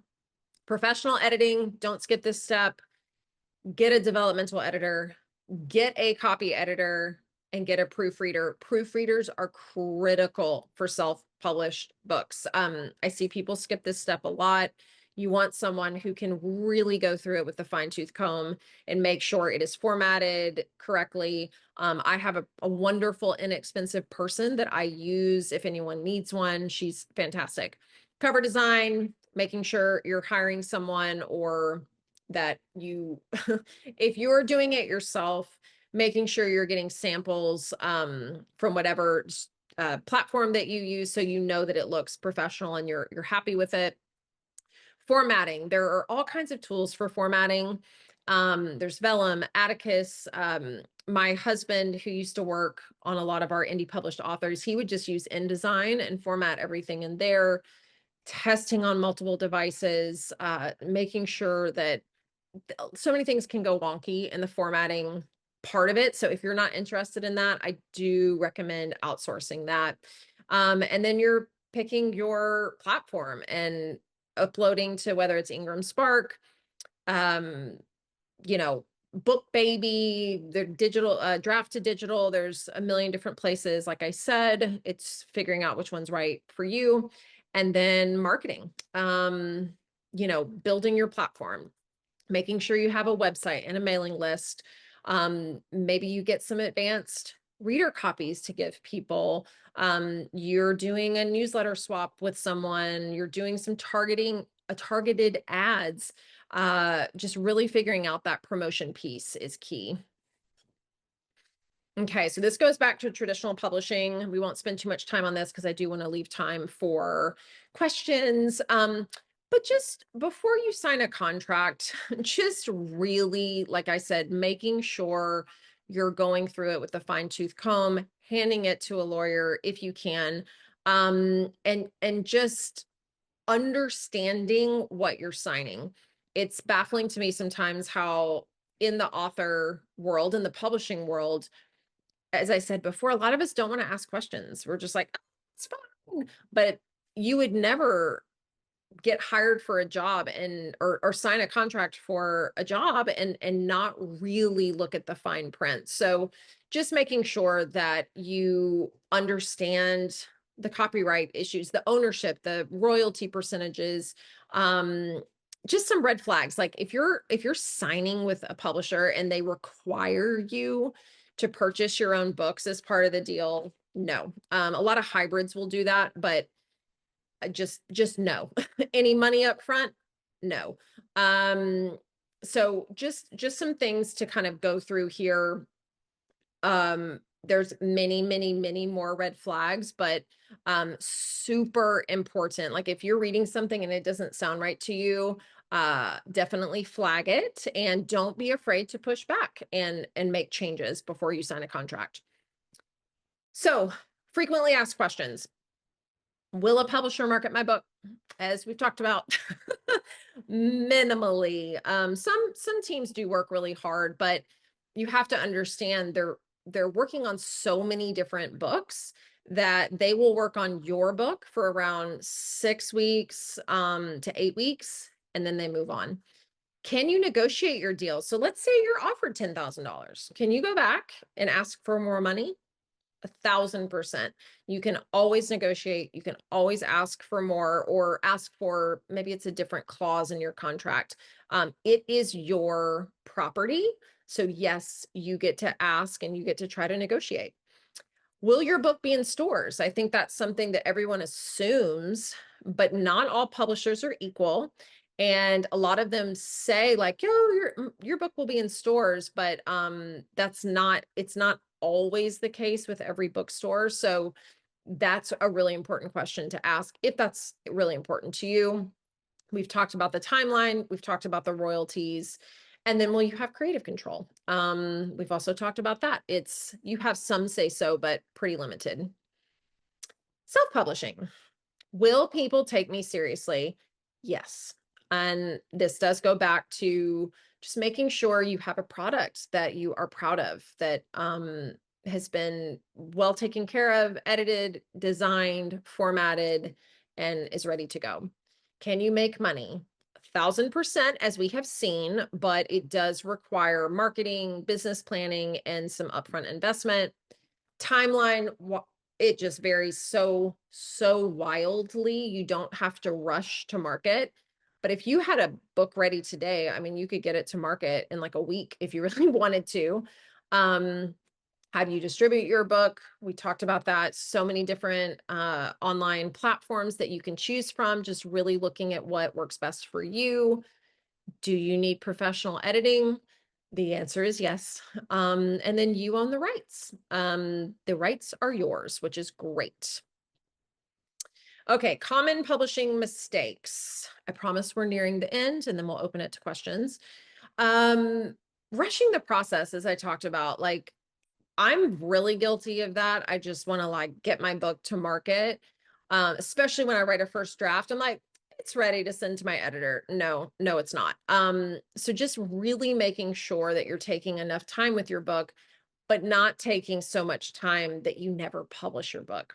So we probably all know someone who might have spent 5 years, 6 years, 7 years, 10 years on your book. And if you're one of those lovely humans who can't stop changing your book or can't stop tinkering with it, then it is time to get it out of your hands. AI, we mentioned it briefly. I think it can be a wonderful tool not to write your book. And actually, a lot of publishers now are checking for it. And then if you self-publish, there's like a box that you have to click if you have used AI in any part of the process. So that's just important, something important to know. Don't want to skip editing on either side. Like I do work with fiction writers, but when I first started my business, I stopped working with novelists because they would come to me, we'd have a conversation, and they're like, "Oh, my book doesn't need editing. I just need like a quick read." And every single book I read needed a developmental edit. And you know, I'm a writer, so I get it. We can be precious about our material, but as I said before, you have to be willing for your work to change, and finding an editor that you really trust is important too. Category confusion. So this is so important. knowing where your book sits on a shelf, knowing the comp titles, other authors that are similar, studying like, yes, the bestsellers or the books that you really love in your niche, going on Amazon, scrolling down and looking at the categories that the books are often put in, that's really important. If you're traditionally published, you don't get to choose those categories, which sucks because if they're not correct, it can really mess with your algorithm. But if you're self-published, you get to pick your category. So that's just something to do a little research on. And then lastly, as we have talked ad nauseum about, books unfortunately don't sell themselves. I wish somebody would come up with a creation where they would, but creating a marketing plan, we're going to talk briefly about that before, during, and after launch. I see a lot of people do things before and then like the week of, and then they just fade away. I'm really guilty of this. Like, I have 8 titles and I get so overwhelmed with just like constantly pushing the books, or like I have this big old backlist and it's just sitting there. My brain just almost gets paralyzed with decision fatigue and like what I could be doing. But just really, really coming up with that plan before you ever launch. So you have a little roadmap is great. And you want to stay relevant. And the cool thing about a book is once you have one, it's evergreen. You can push it and promote it forever. So that's something great. We talked a little bit about the timeline, but just good to see it again, apples to apples here. Traditional publishing could be 1 to 3 years. Finding that agent could take 3 to 6 months, sometimes more, sometimes less. Submission to publishers, waiting for an answer, 3 months, 6 months. Contract to publication, 12 to 18 months. First royalty payment, 6 to 12 months after publication. Self-publishing, 3 to 9 months with proper preparation. Editing, 1 to 3 months. Design, 1 to 2 months. Production, 1 to 2 months. Launch prep, 1 to 2 months. I think the timeline on both sides we often do underestimate. So just adding buffering time to your schedule with whichever path you're taking is key. It's like when you renovate a house, like pad that budget, pad that timeline by about 30%. Okay. All right. So let's say you kind of know like maybe which way you're leaning. Yeah, how do you sell your books? I approach marketing very different than a lot of people. Again, because I've tried absolutely everything, but I really love thinking outside the box. I feel like social media is so saturated. Now, I'm not on TikTok. I know people have wild success there, but I'm in my 40s and just no, it's a no for me. I'm too old. Um, so I really like coming up with thinking about spaces and places that aren't so saturated. So maybe you're doing an indie launch, but you don't have a big platform. So leveraging your network that you already have. I love to like think about 100 true fans or 50 true fans or 10 true fans that you can really connect with and have them help you spread the word. Um, it's so easy to create these lovely little emails asking for support. If you kind of sit down and make a list of everybody you know, you'd be shocked at who is willing to support you on your journey. Um, if you want to do in-person events, starting local might be great. Partnering with libraries, partnering with other authors, other established authors is a great way to get your feet wet in the event space. Asking a bigger author to do an in conversation with you at a bookstore or another event is wonderful. And then creating like a little press kit if you are sending any pitches out to media. I also help people kind of navigate that space. I love pitching. So that's really fun. Once you get the hang of that, that's great. Building buzz without social media. Um, Crafting a compelling launch email with just clear calls to action. I love email. I love newsletters because you're talking directly to a person. You're not like something that's going to be in the feed 1 second and then forgotten about the next. Again, 3 email sequence: announcement, reminder of launch day, or please leave a review, and then sending a thank you follow-up. Um, Pitching to podcasts. This is my first question I ask with marketing. What do you love to do? Maybe you just want to be on some podcasts and that's it. And you can create a whole strategy around landing on podcasts, which is really awesome. Never overlook the power of your own backyard and local media. Sometimes going after local media can be more effective than some of these bigger shows. So that's great to know. And then guerrilla and grassroots tactics. There's so many fun things you can do. One of my friends has a magnet on the back of her car that is her book title and a QR code to buy it. And she has sold so many books. I actually told her that she should turn that into a business. But you can do that with bookmarks too. You can definitely think outside the box. And really, I really love partnering with just businesses, people, so it doesn't always feel like it's all on my shoulders. And then yes, really establishing relationships before you try to push your book. I think that's extremely important. And then if you want to spend any money at all, ads I think are great just to see like what works and what doesn't. You need to know where your readers are buying books.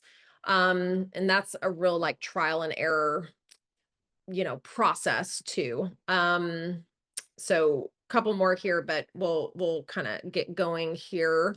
Final thoughts. So really choosing the path that brings you the most autonomy, the most joy, and long-term rewards. Maybe you don't know what that is yet, and that is completely fine.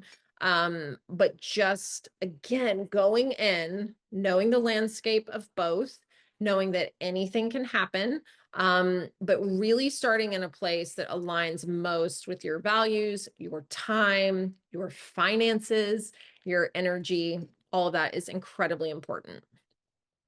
All right, final recap. Traditional publishing, as we talked about, they're paying you, they're handling most things, iffy on marketing. Self-publishing, complete creative control, higher royalties, potential to earn a lot more than a traditionally published author, platform requirement for both. You have to reach readers for both. And then really thinking through like flexibility. You can do both. You can try one and then try the other, and it is perfectly okay. This is your career and you get to make the final call. Okay, really last before I have like 3 slides left. Okay. Couple unspoken truths, because we had this titled, what no one tells you. We talked about that earlier, about so many books not earning out their advances, unfortunately. And self-published titles often sell fewer than 100 copies. So this tells me that, we hear these wild success stories, but this tells me that it's not a lack of, you know, quality or effort. It's a lack of marketing and reaching readers. So that is such an important piece, which is the marketing burden. I talked about that, marketing, it's just a beast no matter how you look at it, but publishers really do move on. They push that book hard for the first month, 6 weeks, sometimes 8 weeks, and then they move on, and it just kind of falls more largely on your shoulders or a publicist if you've hired a publicist. The platform paradox, something that no one really talks about, but publishers, of course, want authors with platforms, and then self-published authors need platforms to succeed. Um, and the book alone rarely builds platform. So that's something you build the platform first, and then the book can slide into it. And that can be trickier if you are a fiction writer, but again, starting to think about you as an entire person, not just you and your book, you have to be really able to connect with people outside of just having a product to sell. And that's sometimes easy to forget when you're so laser focused on books. Audience ownership. Self-publishers build direct relationships with readers. give you valuable data and connections that can fuel sustainable careers across multiple books.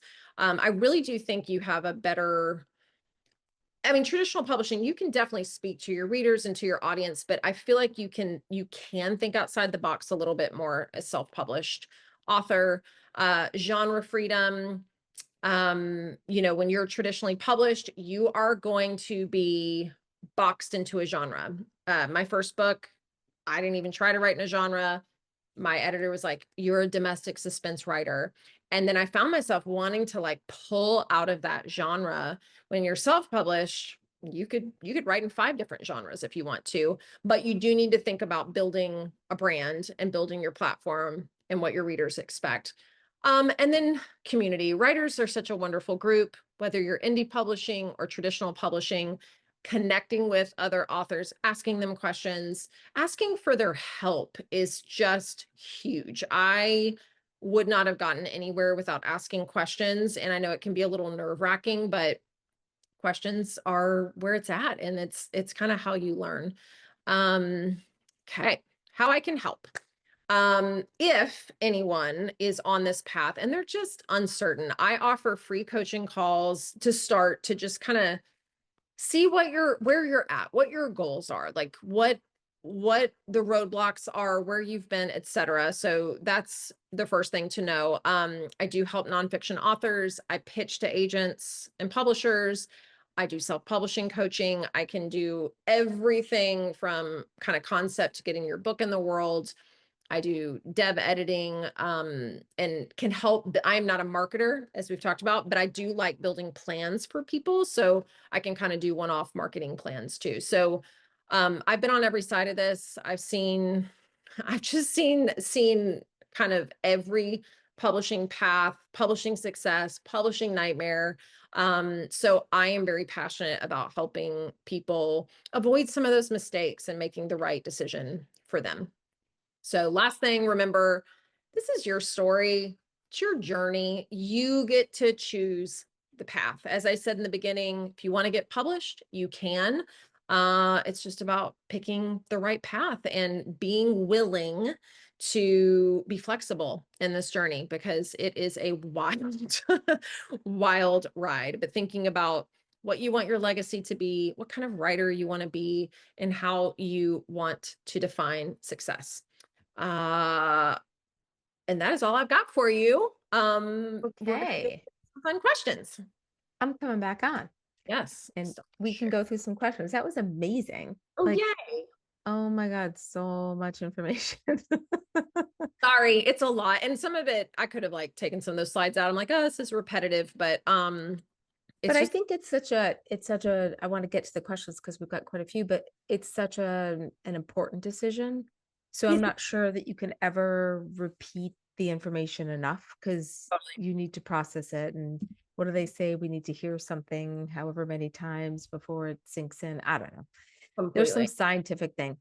Okay, so Yep. we have a bunch of questions. One though I want to start with because it might help just clarify before you answer all the other stuff. So an attendee asks, please define indie publisher. Are they hybrid publishers? How to find indie publishers to print your self-published book? Yes, I am confused.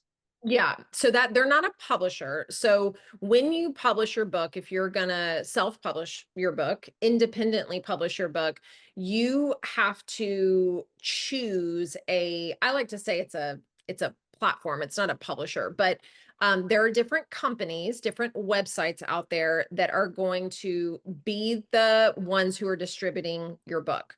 So Ingram, Spark, or Amazon Kindle Direct Publishing, KDP, are the two that people use. So people use Kindle Direct Publishing for ebooks, and they use Ingram Spark for everything else. There are so many different other companies out there. You can literally search how to self-publish your book, and all of these different companies will come up. But those two are the ones that I have the most experience with.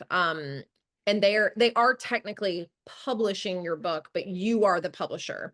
And when you self-publish your book, you can come up with a publisher name, or you can just have it say independently published, but you do have to use a platform to distribute your book. So those are the companies that you're essentially paying a very nominal fee to get your book out into the world, if that makes sense.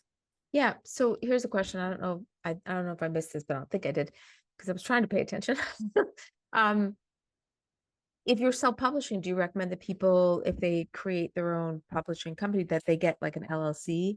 Oh, that's a great question. Yeah. So you don't have to do, you can do an LLC for sure. And especially if you're going to be doing like a ton of books and under that entity, a lot of people will just be a sole proprietor, like doing business as your name. But if you do want to create, like I have a publisher, like with my book coaching company, I have an LLC for that. But as an author, it's a DBA. I'm a sole proprietor and do business as Rea Frey. And if I self-published, I'd probably just be a sole proprietor. But if you want to build something real, you can definitely do an LLC.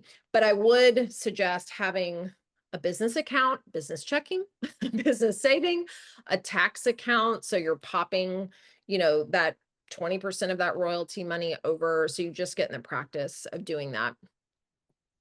Yes, can be a nightmare. Ooh, yes, Um, I know. I'm going to start with some questions that have multiple thumbs up. What's one clause in a traditional publishing contract that most new authors don't realize could cost them in the long run? oh my God, that's such a good question. Um, there's a lot of stuff when it comes to rights, like foreign rights, film and TV rights. Just every publisher's different with like the rights that they maintain and then the rights that like your agent has, for instance. Um, but then there are those clauses like I talked about where they basically own like it's not so much with fiction, but if you're nonfiction, you have to be so careful that your book is not tied to any other products that you might create under that like universe that they might get a piece of.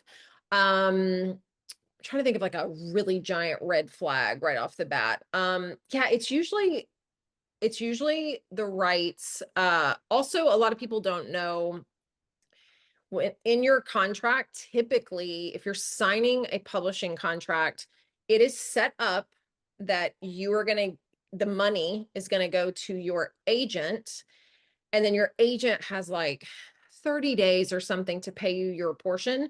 You can actually write in the contract where the publisher pays you directly and then they pay the agent separately. So you get that money direct deposited to you, and that just cuts down on the waiting time so much, which is nice. Um, but yeah, I'm gonna have to think about the contract question because there's so many. I mean, it's just there's endless clauses. One that is kind of a scary clause is that they can terminate the agreement at any time. Like, so you could turn in your book and they could just be like, no, and it's terminated. Um, you never have to pay your advance back unless you don't turn in the book, you don't complete the book.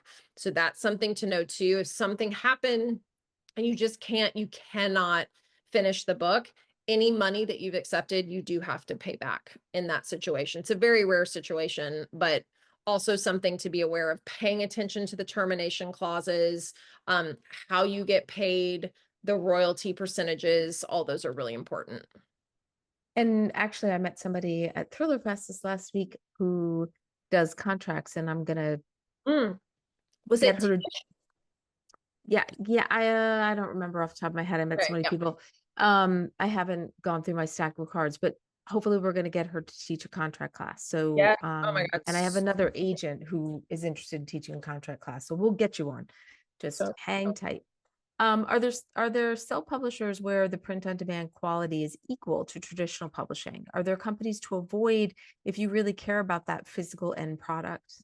yeah, physical end product is so important. So the cool thing is, especially if you're doing Ingram Spark, which again, I think is like Pretty pretty much common. the most common, you can make it look as beautiful as you want, but that really goes into the choices of like you're choosing the paper, you're choosing, your cover thickness, how white you want the paper, and getting samples. And I know that's a tedious process, but you definitely want to get samples. You want to make sure it looks the way you want, it feels the way you want, and that it looks like those other books on the shelf. Because I agree with you, like I've seen beautiful self-published books like online, and then I order them or I get them, and like the formatting's all weird and it's space strange, and the actual quality on the cover's not great.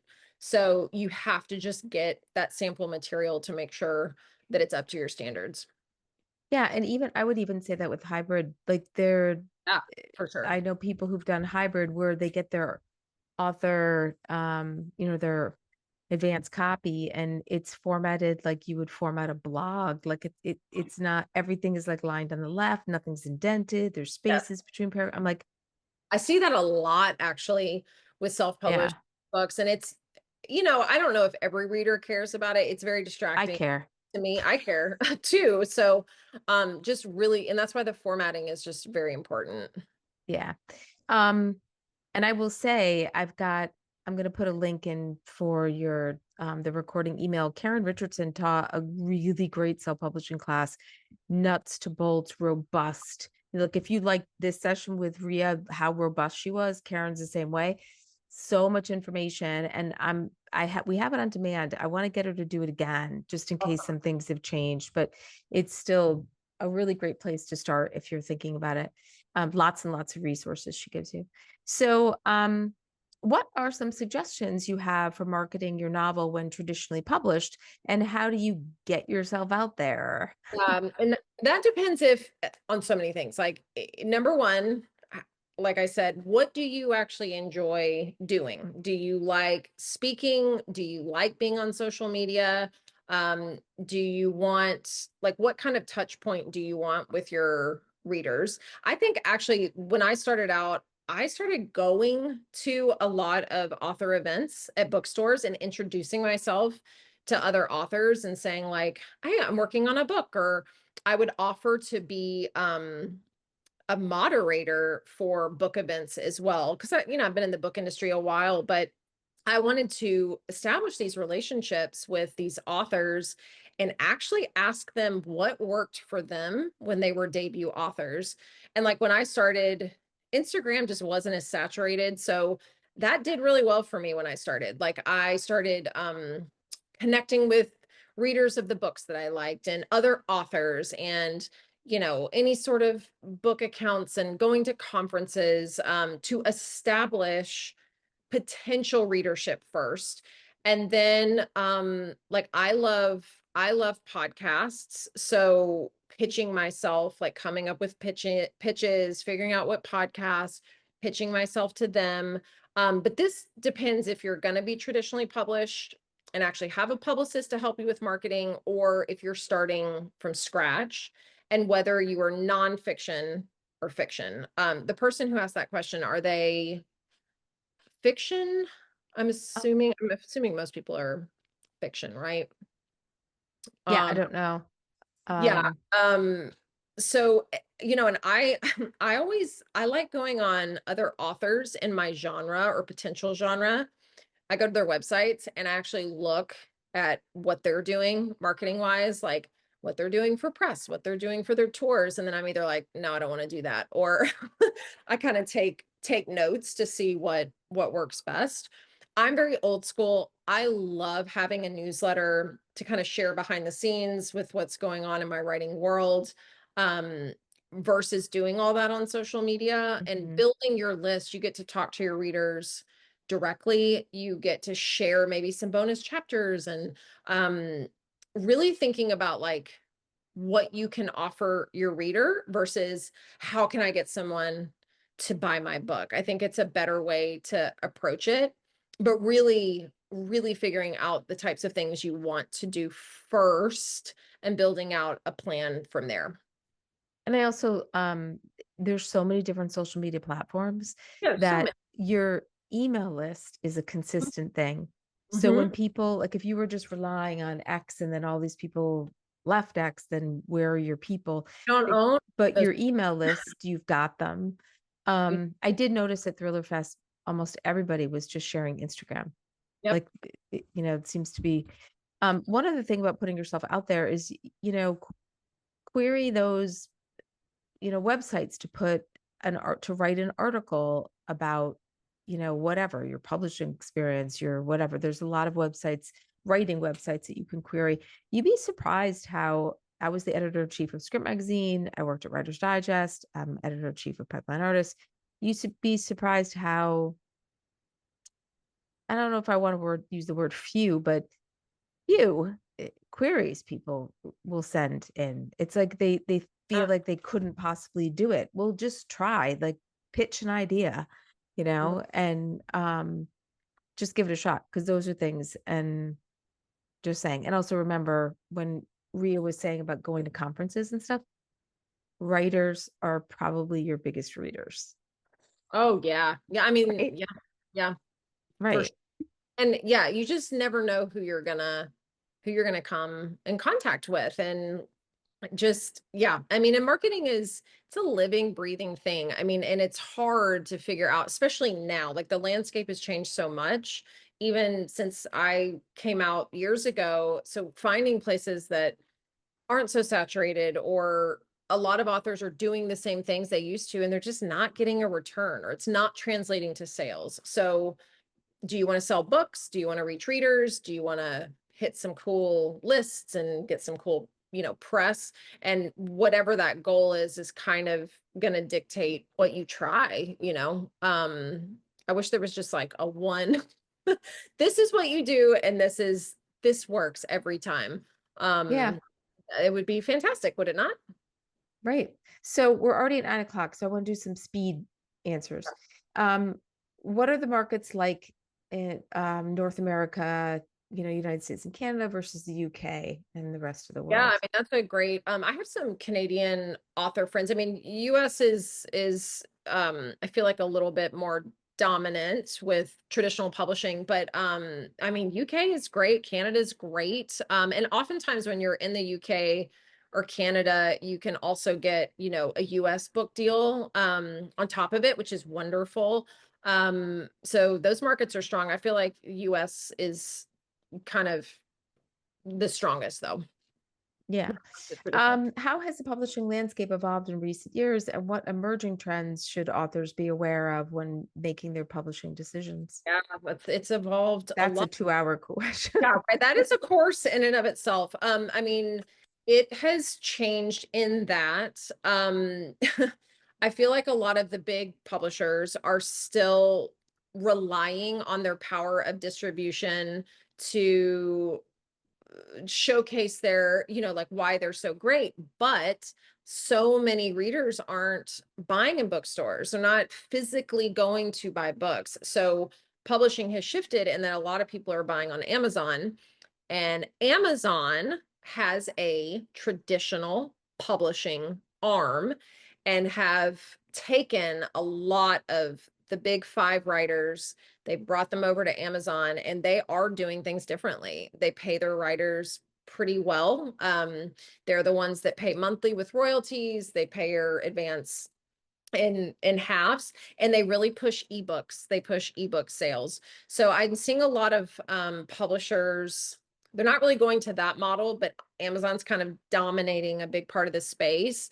And I feel like ebooks are very, popular right now. A lot of traditional publishing uh publishers are doing away with advances. They're offering profit sharing instead, profit sharing models for their authors. So yeah, I feel like the advances have shifted a bit, and some publishing models are really leaning more into like ebooks or audiobooks. There's something called Podium, which is an audiobook first publisher, and they snatch up a lot of indie published authors and pay them ungodly amounts of money to publish their audiobooks. So there are some innovations happening, but it's all based on kind of our attention span and where we're buying books. Oh, I can't hear you for some reason. No, that's because I muted Okay, myself. okay. When you were talking about advances, I just want to throw this question in there. Wouldn't having a lower advance be advantageous as far as taxes go, assuming the advance is earned out anyway? Yes. And again, I know authors who actually prefer a lower advance because you're right on taxes. And then if you can earn it out, then you start making royalties. So that's a strategy that a lot of people take. Some people just like don't even care about getting a big advance up front.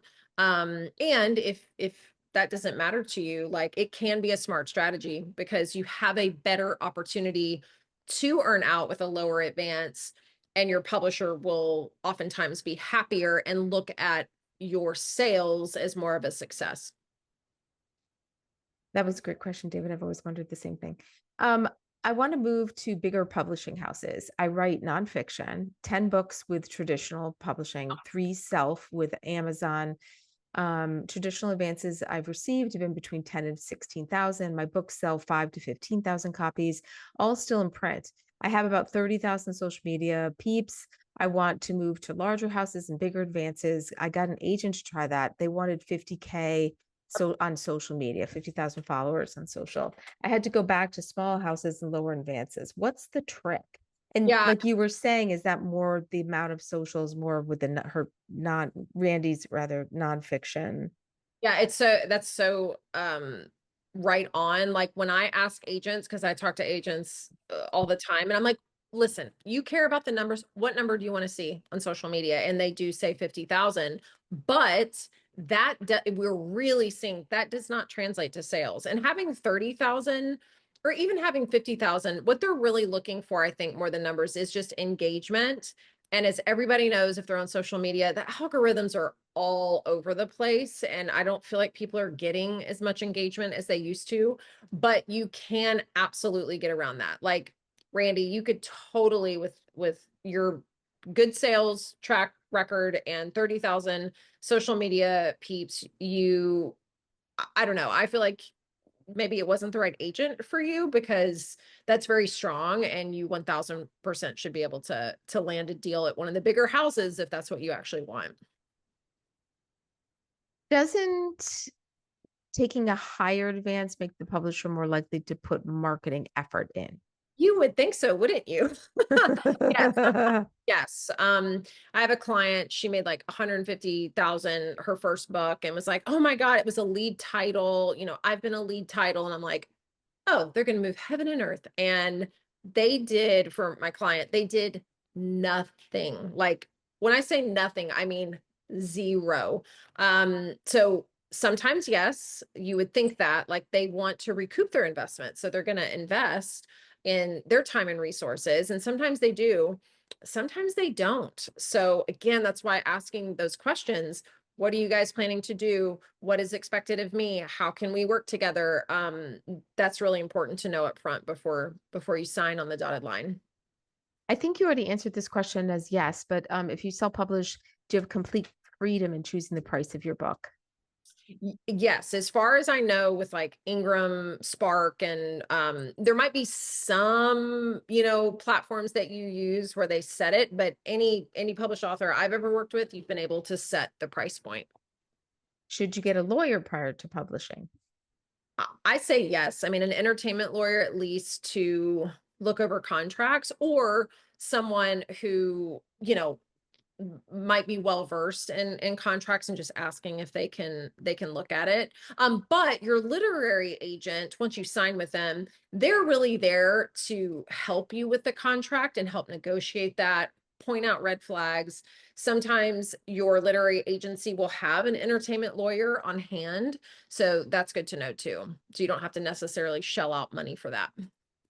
How do readers find self-published fiction to check out? Do they use Goodreads or Kirkus? Yeah, I mean, yes, to all those things. I mean, there's so many like wonderful indie communities. I think you can even search like on Amazon for like independently published books, but Goodreads is a great one. I know that again, not on TikTok, but I know like the TikTok shop, which I guess supposedly has exploded. a lot of indie published authors are selling their books there and doing really well. So that's a great place to search. I don't think you can do that if you're traditionally published. Um, but yeah, and there's so many different like groups and forums to look. So it's wonderful to be able to support them. Onto and piggybacking off of the buying thing, is it better to drive buyers to Amazon or to your own website if you're self-published? Oh, if you're self-published. Well, that's really Yeah. where you're set up. Like if you're Amazon KDP or, that makes sense, like to have it go there. But it really depends on because you're having to rely on that algorithm with Amazon. So I know a lot of self-published authors who drive authors to their website and then they'll do like signed copies for them and sometimes they'll buy their books at a discount in bulk and then they'll go to festivals and then they sell them and they're just keeping the profits. So it really depends on what your whole goal is. Some people love Amazon, some people hate Amazon. So it just, I like driving people to my website and then having all the links and letting them choose Hmm. if they Yeah. want to buy the book, or go to your independent bookstore and request it, I think that's really fun too, to get people to request it if you want it in an actual brick and mortar. Um, I also just met a self-published author. She's published a ton of books, and she actually has a Shopify Yeah, cart like on her website to sell the books. And I heard her talking to another self-published author about how much she's really enjoying it. And I think she ends up with more money in her pocket. completely. And you Um, can avoid Amazon. Like I know there are whole companies that set up sales funnels on your website and like the sales are coming to you and you're not even dealing with Amazon. That's like a whole back end strategy that I don't know too much about, but a lot of people do avoid Amazon. So it just really depends on how much you want to put into it, where you want to be and where you're wanting to drive readers to. oh, here's the Amazon question. How can authors on Amazon cope with the changes in the algorithm? Yeah, it's so hard. I mean, that's why a lot of people will do their promotions and down prices and making sure that you have the correct metadata and the categories of your books. But it's hard. It's an ever-changing algorithm, and like if they love you, then they'll promote you. And if they don't, then they won't. But I guess that's where, ads and stuff can come into play too and see what works and what doesn't.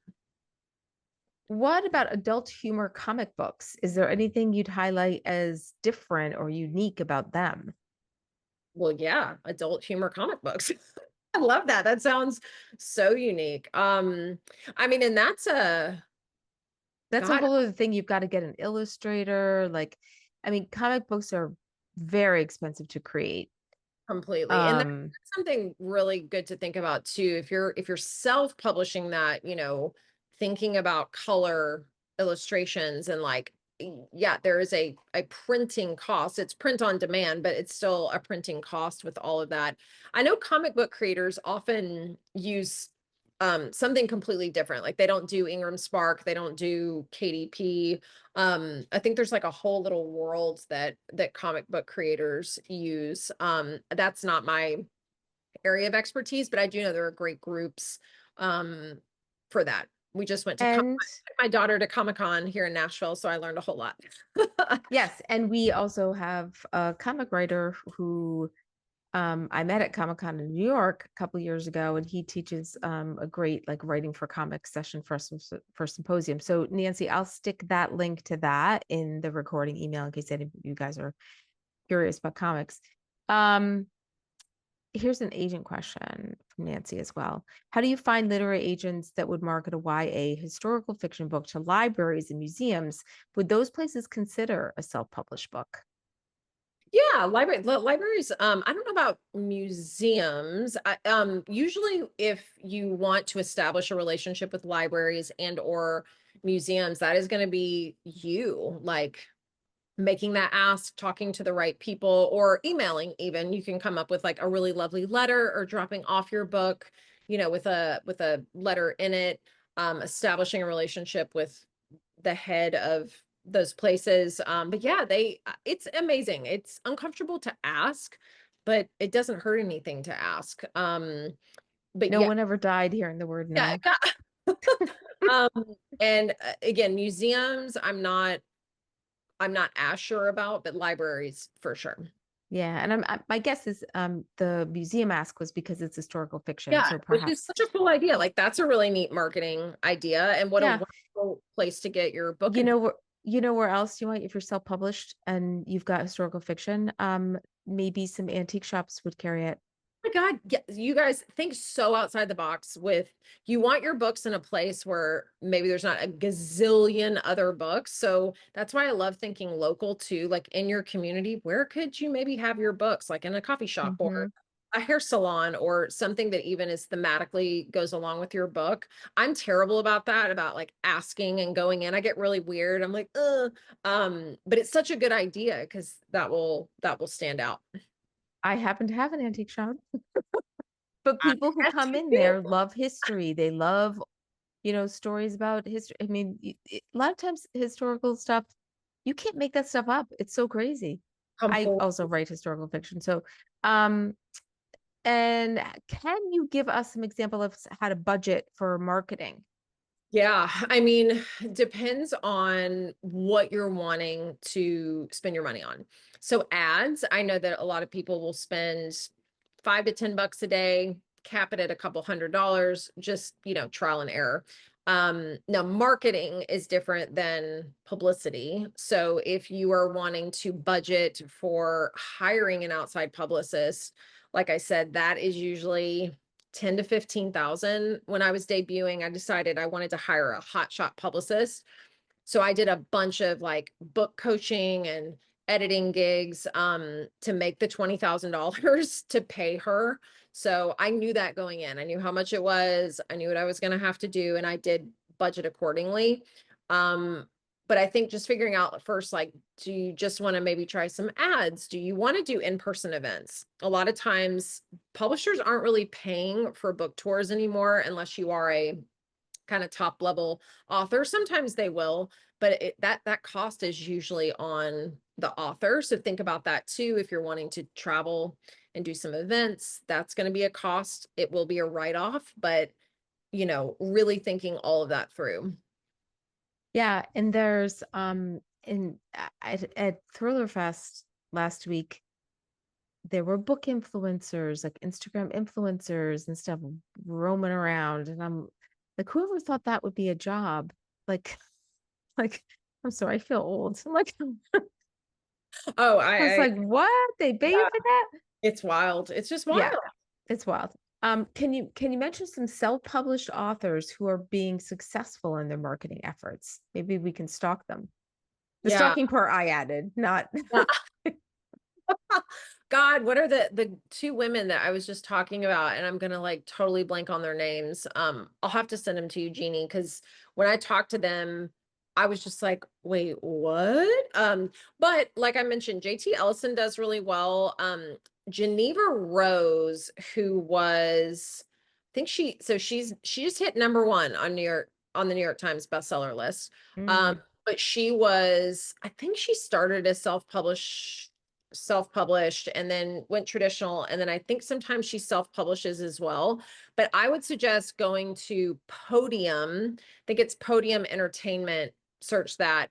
They have so many indie published authors on that have these audiobooks, so they're doing little novellas that are doing so well, and they're very genre specific. So it's romantasy or science fiction or thriller or whatever, but they really support self-published authors. And there's just like a huge list. And I don't think, I mean, with audiobooks, if you're selling an audiobook first, you don't really have to do a lot to market it, which is awesome. You're not going out and doing events and things.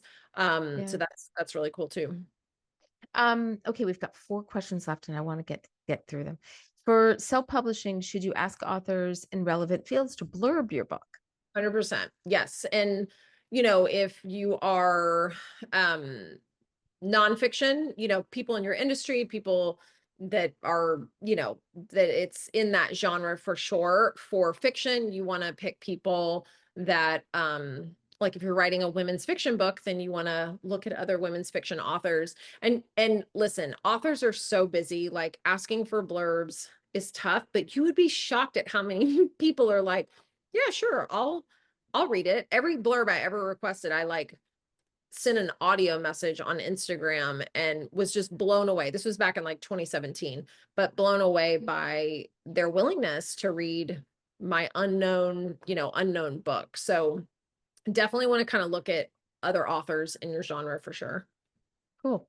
Do you use AI like Gemini for proofreading or formatting for Chicago style manual? My research is that Gemini is siloed, whereas ChatGPT is public domain. Yeah, I don't use either of those for proofreading. I've like played around and I'm not super impressed with what they do. I haven't really used Gemini as much as ChatGPT.